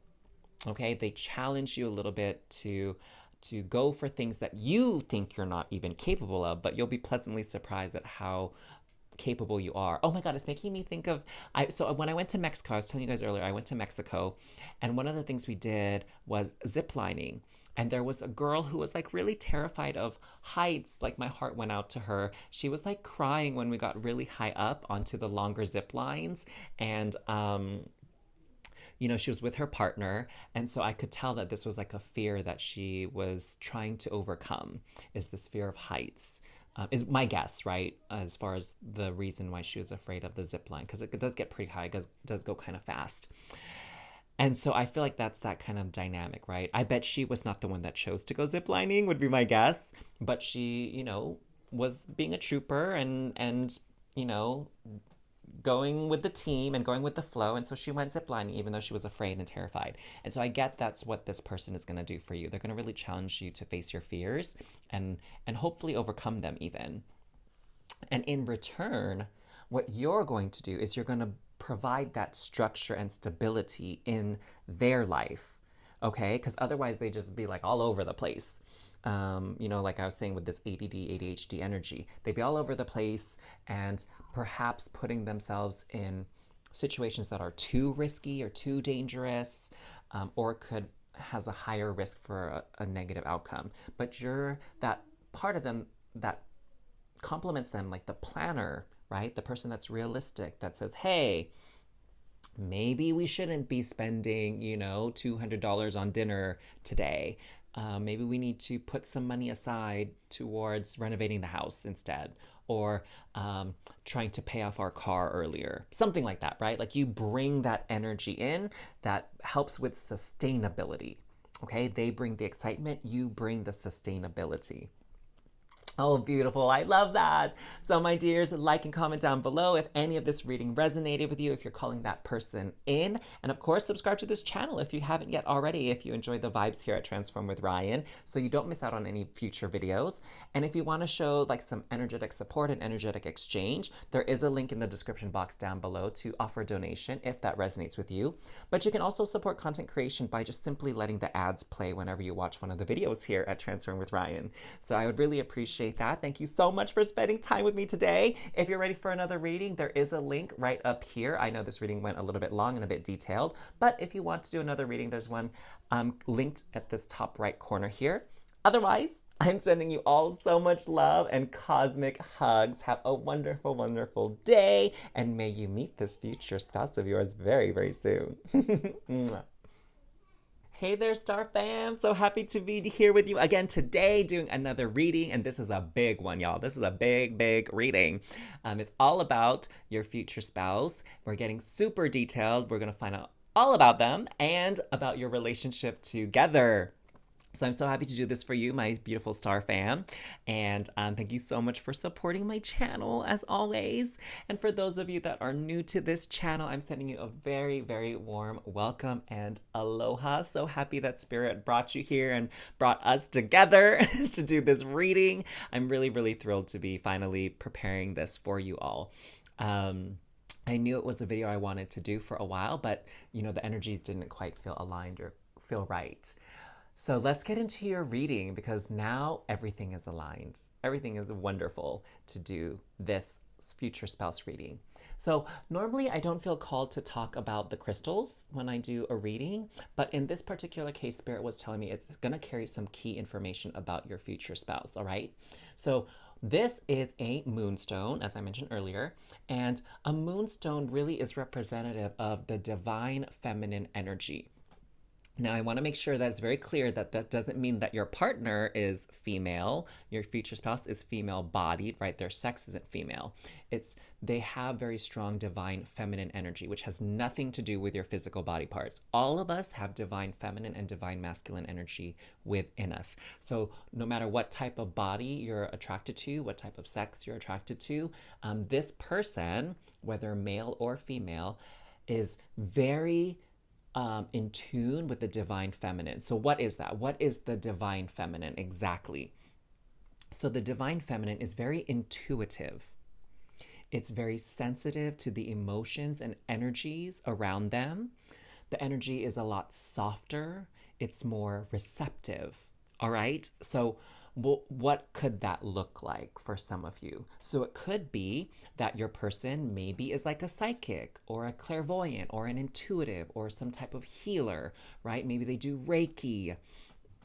So they have that natural talent. Maybe they even read tarot cards or palm reading, right? They have that natural talent for that type of thing because they're so connected with source, with spirit, with universe, with God. They're very intuitive in that way. They're also very in touch with their emotions. So they have a high emotional intelligence here. They really know how to read a room, read a situation, okay? Because they can sense so clearly the emotions of others. And so what I'm getting from your person is they're going to be able to sense how you're feeling without you saying anything. And I think that's beautiful. So when you're feeling down or upset, they're going to like, hey, babe, like, you seem a little bit upset. Like, what's going on? Do you want to talk about it? Is there anything I can do to help you? They're very kind and very nurturing in that way. And that's also divine feminine energy, is nurturing. So, um, intuitive, emotionally, like connected. Um, I'm also getting that they're a bit soft hearted, right? They're that kind of person that can really be swayed to help others, even if it's not going to be ideal for them. Like, they're that type of person where if they don't really have a lot of cash, they'd still give, the $2 or $3 in their wallet to a homeless person. Do you get what I'm saying? They're that generous and that giving that they put other people's needs above their own. And that has its pluses and minuses, of course. But that's what I'm sensing already about your future spouse, your person. Um, oh, I love that. Like, they will definitely go out of their way to help someone out. They're that type of person that you can put as an emergency contact, that you can have on speed dial, because if there's a problem, if you need help or assistance, they're like the first one that will come running to aid you, no matter what time of day, no matter what the situation is. Wow, what a kind and beautiful soul. Oh, my goodness. I am really feeling your person here. They sound truly, truly amazing. Okay, let's get some information on their zodiac sign and their natal chart, okay? Because you know me, I do new moon videos and full moon videos on my channel every month, because I really think that all of us are truly connected with the cosmos and the universe. I mean, we're made of stardust. We really are. That's a fact. Look it up. So let's take a look at their astrology, what a little piece of their astrological chart and their sun sign maybe. We'll see what we get out here when we first draw. Capricorn. Okay, so either they are a Capricorn sun sign, or perhaps they have a lot of placement in Capricorn in their birth chart. Now, Capricorn is in an earth sign, so it speaks to being grounded, it speaks to being very practical, very hardworking, very patient. And Capricorn is the ruler, or is associated with, I should say, is associated with the 10th house, which is the 10th house is about your profession, your occupation. It speaks to like government systems, like how a community, a civilization, a people, how they're organized to work together, right? If that makes sense.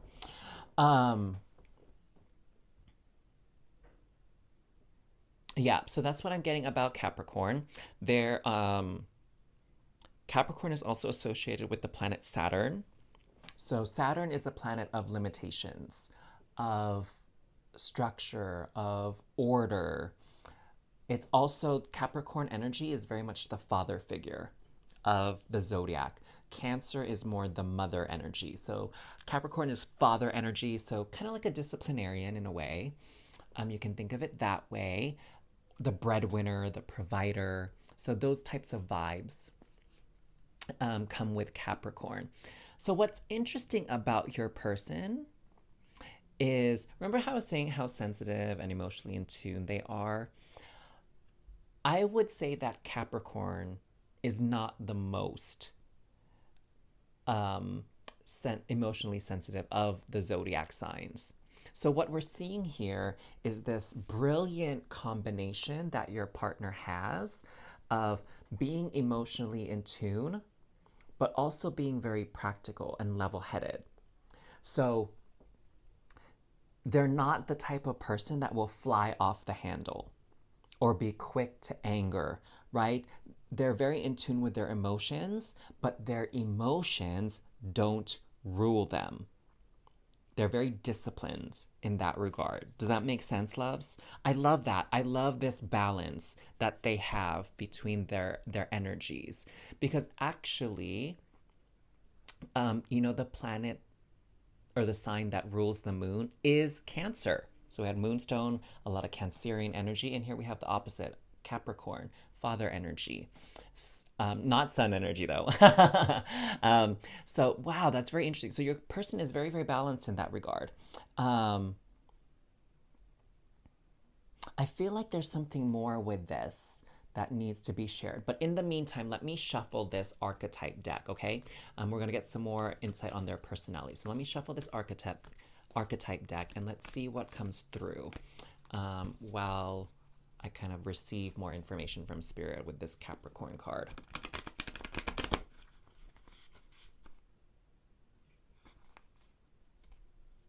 Okay. So what I'm getting is occupation wise, they have a very practical job, a very practical occupation. So they might be something like I don't know, a computer programmer, network security, security guard, okay, what was accountant, right? Like their job might actually seem a bit boring. And it might almost seem like a bit of a mismatch between their nature of being this empathic and intuitive and creative person.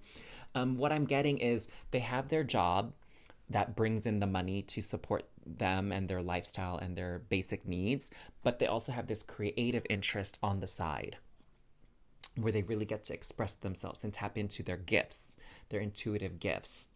Maybe they do a lot of volunteer work, right? And that's how they kind of emotionally connect with people in a way. I'm getting the sense that very few of you, like your person does Reiki, does energy healing, does that type of spiritual work for a living. I'm not getting the sense that that's the case for many of you, where it's like their spiritual, emotional skills are a key element of the type of work they do, of their profession. Not to say that couldn't be the case, because again, this is a general reading, so there's tons of people watching, but I would say that's not the case for the majority. Okay, so let's take a look at this archetype card, loves. We have, oh, how appropriate, the mystic. So again, very intuitive, very spiritual. I would say they tend to surprise and shock a lot of people with how in tune they are and how well they can read a situation, how well they could read the room, read a person.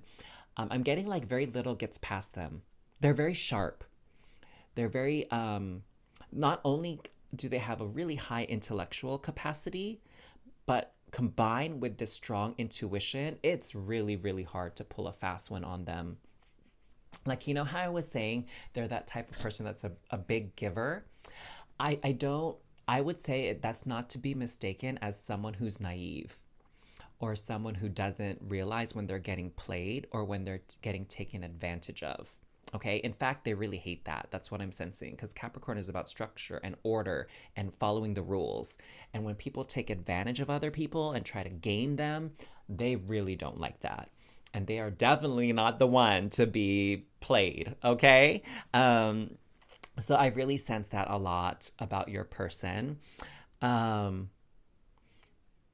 What does this butterfly mean, Spirit?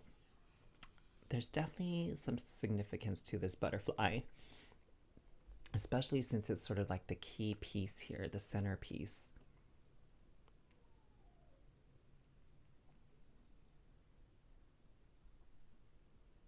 Mm.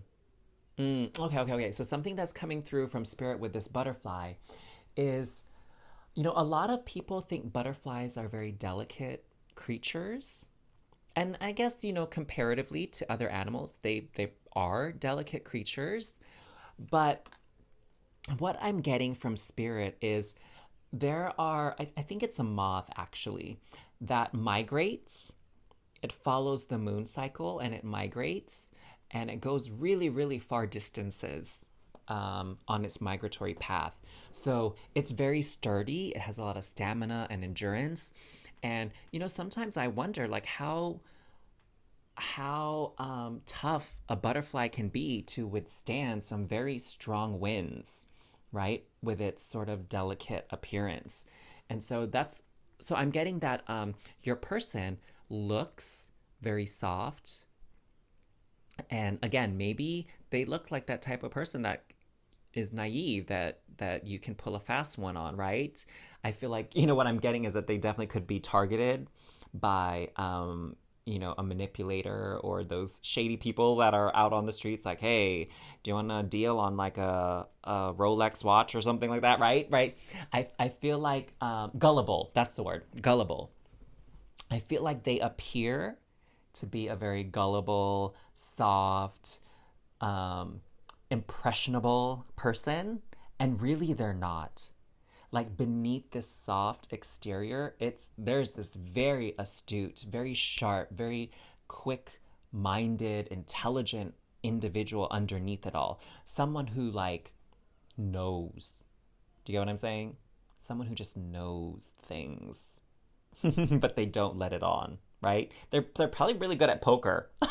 That's what I'm getting here. They're probably, if they have an interest in playing cards, they're really good. They have good poker face. They have good game face. Like, wow. That's interesting. That is so interesting. Definitely, even though they can read a room and they can read people, they're not as easily readable themselves. Isn't that something? Huh? That they can read people so easily, but people can have a very hard time reading them. I love that. That's very intriguing to me anyway. I wonder how you feel. Let me know in the comments down below how you feel about your person so far.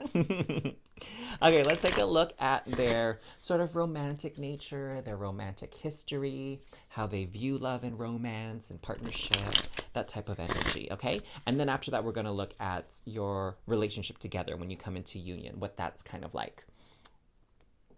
So let's see what we got here. We have the Phoenix, new phase, rekindle, renew, transformation, growth, changed mind. And actually that word transformation came out when I was looking at this butterfly. The Runner, runner in a codependent relationship, fear of intimacy, listening to ego. Girl talk, time with friends, moving on, happily single, living in the moment, having fun. Ooh, okay. So a few things already are coming through for this. For one, they value their friends. They value the friendships that they have. And if you are going to have any chance of being in a romantic relationship with them, you have to get along with their friends. Their friends and their family's opinion of you is just as important as their opinion of you, okay? That's definitely their MO. It's like, when it's like that kind of mentality where it's like, I'm not just marrying you, I'm also marrying your family, right? I'm marrying your life, your social circle. I'm taking everything about you as part of myself, as part of my life. So they really see that, okay? And they definitely want to be able to get along with your friends as well, okay? Because like those other relationships outside of marriage is also important to them in their life, It's not like, oh, first and foremost is my spouse and everyone else can just take a hike. Like, no, they really value this interconnectedness of relationships, okay? And they really don't tend to establish some sort of hierarchy when it comes to relationships, okay? Like if someone is doing something stupid, crazy, like it doesn't matter who you are to them, they're gonna call you out on it, okay? And they're not, what I'm getting is they're not the type that's like, oh, well, you're my spouse, so no matter what, I'm always gonna take your side. They're not that type of person. They're gonna take the side that's correct. They're gonna take the side of justice, of ethics, of morality, okay? And that's father energy. That's what that father energy is in the zodiac, okay? They're not prone to like sentimentality. They're emotionally in tune and they're sensitive and they're givers, but they're not, sentimental. What I'm getting overall from your person is, yeah, they're super emotional and connected and all that kind of stuff, but they're not a softie. They're not a pushover, which is brilliant, I think. Okay, so in any case, and what I'm getting here is they're not in any rush to be in a relationship, okay? They're okay being single, but they do long for having a partner, okay? So they're not prone to codependency. In fact, that kind of scares them off. That's what this runner thing is, okay? Is that they, because they're so emotionally sensitive, they feel a lot of the emotions around other people. And so, really intense emotions kind of, they find that a bit unsettling because they have that practical side as well. Um, and so, if they sense some type of codependency or some type of obsessive nature, it kind of like freaks them out. That's what I'm sensing here, okay? They don't want that person that's gonna be obsessed with them and is gonna worship the ground that they walk on, that's gonna wanna spend every waking moment with them. They're not that person. No, no, no, no, no. They prefer their space. Um, or let me rephrase that. They enjoy having their space, okay? They do enjoy spending time with you and their friends and family as well, but they know the importance of having their own space and their own interests and their own hobbies. That it's important that they have their individuality as much as having these connections and these relationships with others. Okay? So, with the Phoenix card, what is happening there? I'm sensing that they had a spiritual awakening, actually, right? They grew up in a very practical, pragmatic, down to earth kind of environment, perhaps. Um, but they had this spiritual awakening. And that makes sense because of their gifts. Like most people, they don't grow up in a household where like intuition and energy healing and like talking about your emotions all the time. That to like that's not necessarily the normal or the majority type of environment. I think that's brilliant if you grew up in that setting. Like that's wonderful. But so many people didn't grow up in an environment where you really talk about your feelings in a healthy and constructive way, rather than just yelling or crying all the time. Like, really be able to sit down and hold space for each other. So, they had this spiritual awakening because of these gifts, because of this empathic nature that they have. So, they had a spiritual awakening. They really opened up their eyes to the world. And I think that's why they have this sort of slightly different view on love. Like they're not caught up in the romantic hype of like, fairy tale endings and fairy tale stories. They don't get caught up or stuck in that mindset, or they don't have those expectations in that regard. They see that, it starts with self and you are a complete and whole being as it is already, but you can enhance your experience of life through relationships with others. Okay? And again, they can kind of see things for what they really are. And romance is not a substitute for self-love. Oh, yeah, that's key. I'm going to say that again, love, that's key. Romance is not a substitute for self-love. So some people get into relationships because they feel like they need external love, external validation for who they are and their personality and their worth and value in the world. And that's why some people get into relationships. But that's not why this person gets into relationships. All right? Wow. Oh my gosh, I'm really loving this reading. I have to say this is probably my favorite out of all four of them. I mean, the other ones were good in their own way, but this, I would say, is vibing with my preferences, if you will. Okay, let's find out more about their personality here, loves.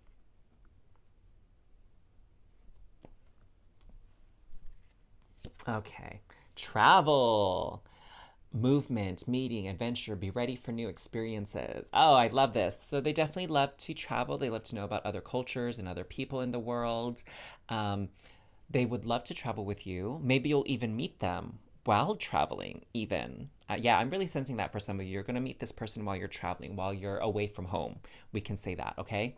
Um, Oh, that sounds so like serendipitous. I love it. Like meeting in a cafe or a bar or on some kind of excursion and really just hitting it off. Oh, I love that. Oh, that sounds so stinking cute. Like I can't even with that. That's so adorable to like really just meet somebody by chance, it would seem, or fate, and then really connect with them. Okay, so we have ego next, pride, jealousy, self-preservation, walls, let your guard down. This is interesting. So what I'm getting about their personality here is what's great about them is they can see a lot of different perspectives and a lot of viewpoints, and they get a lot of information, right? Emotional information, body language, verbal tones and cues, and their knowledge and their street smarts and all that kind of stuff. They have a lot of that. And so they, they don't have the easiest of times of letting down their guard or apologizing or admitting when they're wrong. I'm getting the sense that they can be a bit stubborn, actually. So that's something to be aware of. It might be a point of contention in certain, scenarios when you're together and stuff like that, especially if they feel very passionately about something and you feel very passionately about something and they don't agree or see eye to eye, okay? So that could be part of something you two are just gonna have to work through, because that doesn't trump the amount of love that you have for each other, okay? So sorry for that interruption, my loves. My nephew wanted to play, and so I had to let him know that I'm filming a video and I could play with him after. So my apologies if that was a bit distracting. So as I was saying, it can be a good thing that they stand up for what they believe in, and they have great values, okay? They have great values. They're not by any means like a self-absorbed person or cocky. Those wouldn't be exactly the best accurate words to describe their personality, but they stick to their guns, all right? And again, they're not so easily persuaded, right? I was saying earlier that you can't pull a fast one on them. They're not gullible. They're not susceptible. So, if you have an opinion that's a little bit different from theirs, it's very important that you have a very good argument, not only just appealing to the human nature, but also with facts and proof, right? If you're going to express a contrary opinion. So that's very interesting. I feel like they're going to keep you on your toes. That's for sure. Destruction, tower moment, unexpected change, new opportunities. So definitely this tower moment, unexpected change, that speaks a little bit to their spiritual awakening journey that they went on, for sure. What I'm also getting here with new opportunities is they are always looking for ways to improve themselves. That's a key part of their existence, and that's also important for them to have in their partner. They like people, they're attracted to people who, travel, who have opinions and can back those opinions up, and they value people who are open to change, who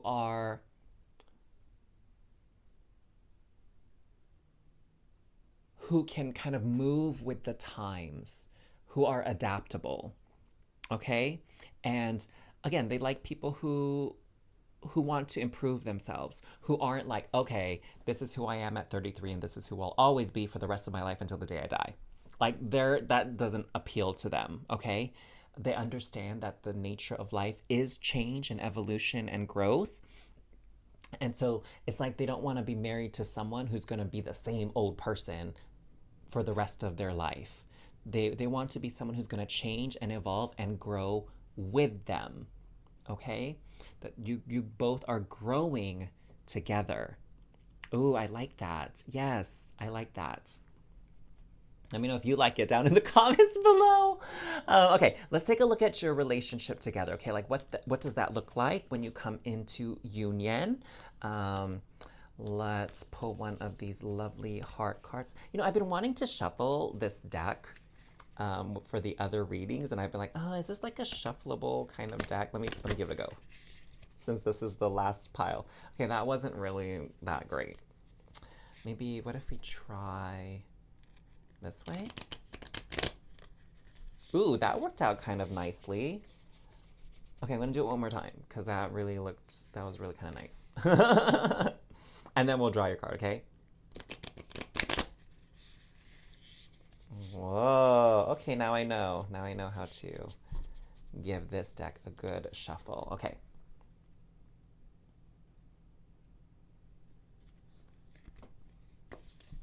All right, so we have this wonderful card here with a tree that's a bit bare, and this woman in front with a fire. Oh, interesting. Okay, let's see what it says on the back. Imagine all unwanted thoughts dissolving into light, creating room for new opportunities and possibilities for your life. Wow, we were just talking about opportunities with this card here. Um,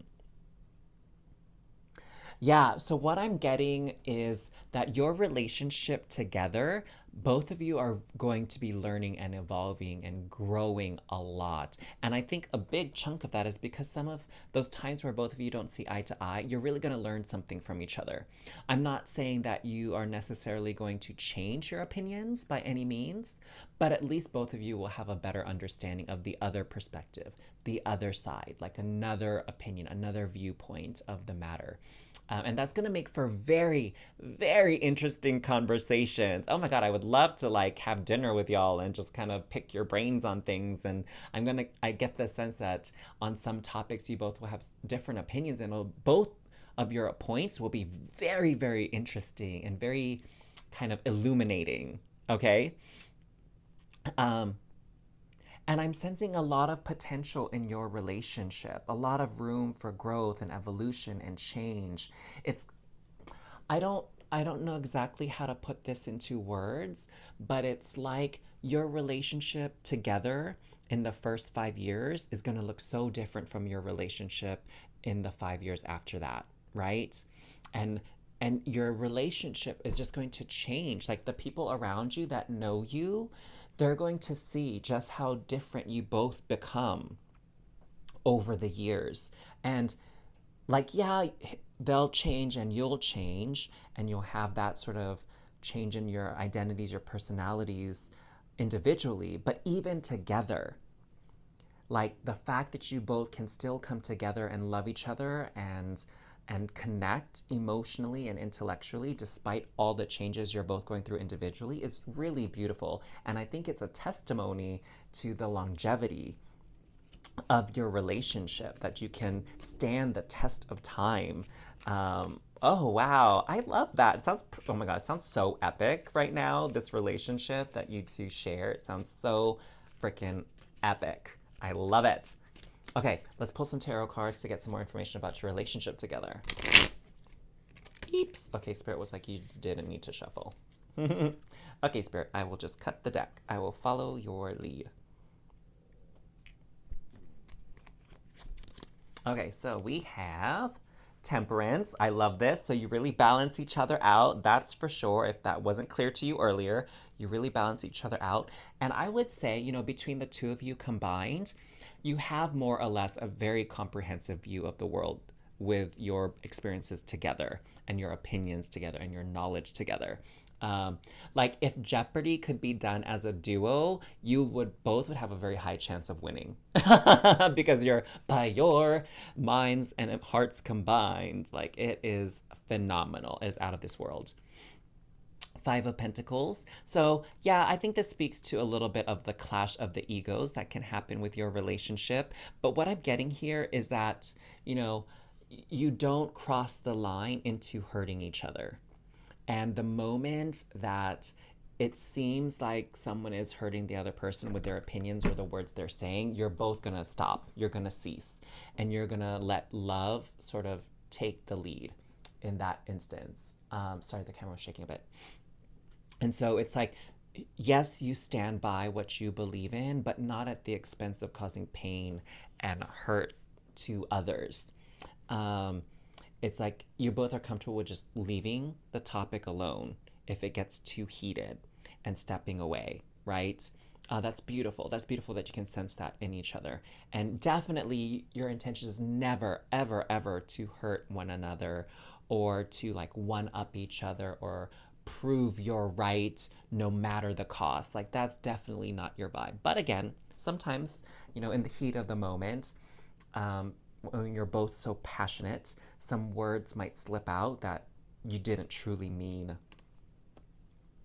But you'll work through it. Like, I don't see like, oh, the fights get so bad that you just separate. No, I don't necessarily see that at all. The Chariot, I love this. So definitely a lot of travel in your life together. So you both love visiting new places, having new experiences, gaining new knowledge about the world as a whole. And what I'm getting is this relationship is actually going to move a lot faster than you think. Like, you're probably going to be like, oh my gosh, it's only been so many months and we're already moving in together and thinking about buying a house together.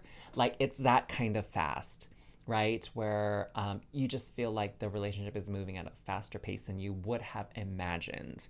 Not that it feels awkward or unnatural by any means. It's just like, wow, okay. Like, I thought normally people wait like a year or two before they get married or move in together or whatever. But it's going to move a bit faster for the two of you than what's, kind of conventional or traditional.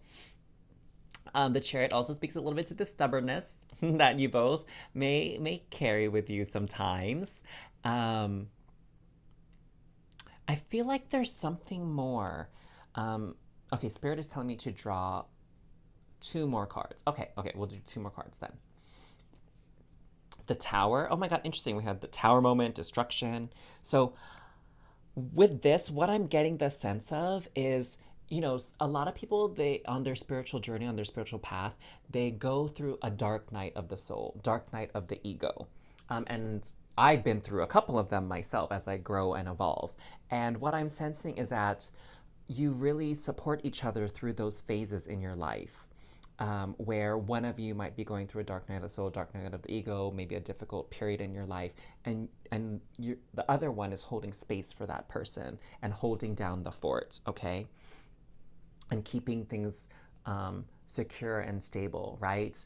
And picking up the slack, if you will, if another person needs time to themselves, needs a break, needs to kind of gain their bearings again. So you are both going to have those moments in your relationship, but you're going to be able to support each other through that, through the difficulties. It's like you're going to be the rock for each other when it feels like the world is crumbling around you. Oh, that's beautiful. That's really wonderful that you have that much dedication to each other and commitment to each other. Oh, 7 of Pentacles, cute. So what I'm getting here is definitely building a life together, building a home together. Family is going to be very important. For some of you, definitely having children, right, is a big part of your future together. But unlike one of the other readings, I'm not sensing that's like a deal breaker in this relationship.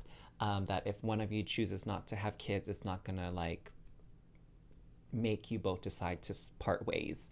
It's just, for some of you, yes, you're going to have a family, but for those of you that don't want children, family is going to be really important as far as your relationship goes. Like, I see you guys doing family dinners with each other's families, spending holidays with each other's families, going on vacation with each other's families. And I'm actually seeing, like they said, it's important that you get along with their family and friends and vice versa. And so I really get the sense that, you are creating this very beautiful family unit together with their family and your family. And you're going to really enjoy each other, like the company of each other's families. And you're going to feel like you fit in. Oh, I love that. I love that. Versus, like monster-in-law kind of vibes, right? Where it's like, oh my God, I don't like my stepmother or my stepfather or brother-in-law, sister-in-law, whatever. Like, there's none of those vibes here in the type of relationship you two are sharing. Oh, I love this reading. So if you enjoyed this reading as well, it resonated with you, make sure to like and comment down below. And of course, if you haven't subscribed yet, what are you waiting for? Subscribe to this channel so you don't miss out on any future videos. Only if it resonates with you though, like disclaimer, only if it resonates with you. And of course, I do, think energy exchange is important. And for those of you that agree and kind of have that same mindset, you can donate by clicking on the link down in the description box below, or you can simply just watch the ads or let them play whenever you watch one of the videos here at Transform with Ryan. And that's a simple way to sort of facilitate this energy exchange if that's what you're about, all right? So if you're ready for another reading, I know this went kind of deep, it went a little bit long, you can click the link right up here in the top right corner, of course, if you have the capacity for that. But if not, no pressure, no worries. I'm sending you all so much love and cosmic hugs. I really enjoyed doing this reading for you. Again, it was probably my favorite out of the 4. So cheers to your future love and your future spouse and the beautiful life you will have together. Mwah.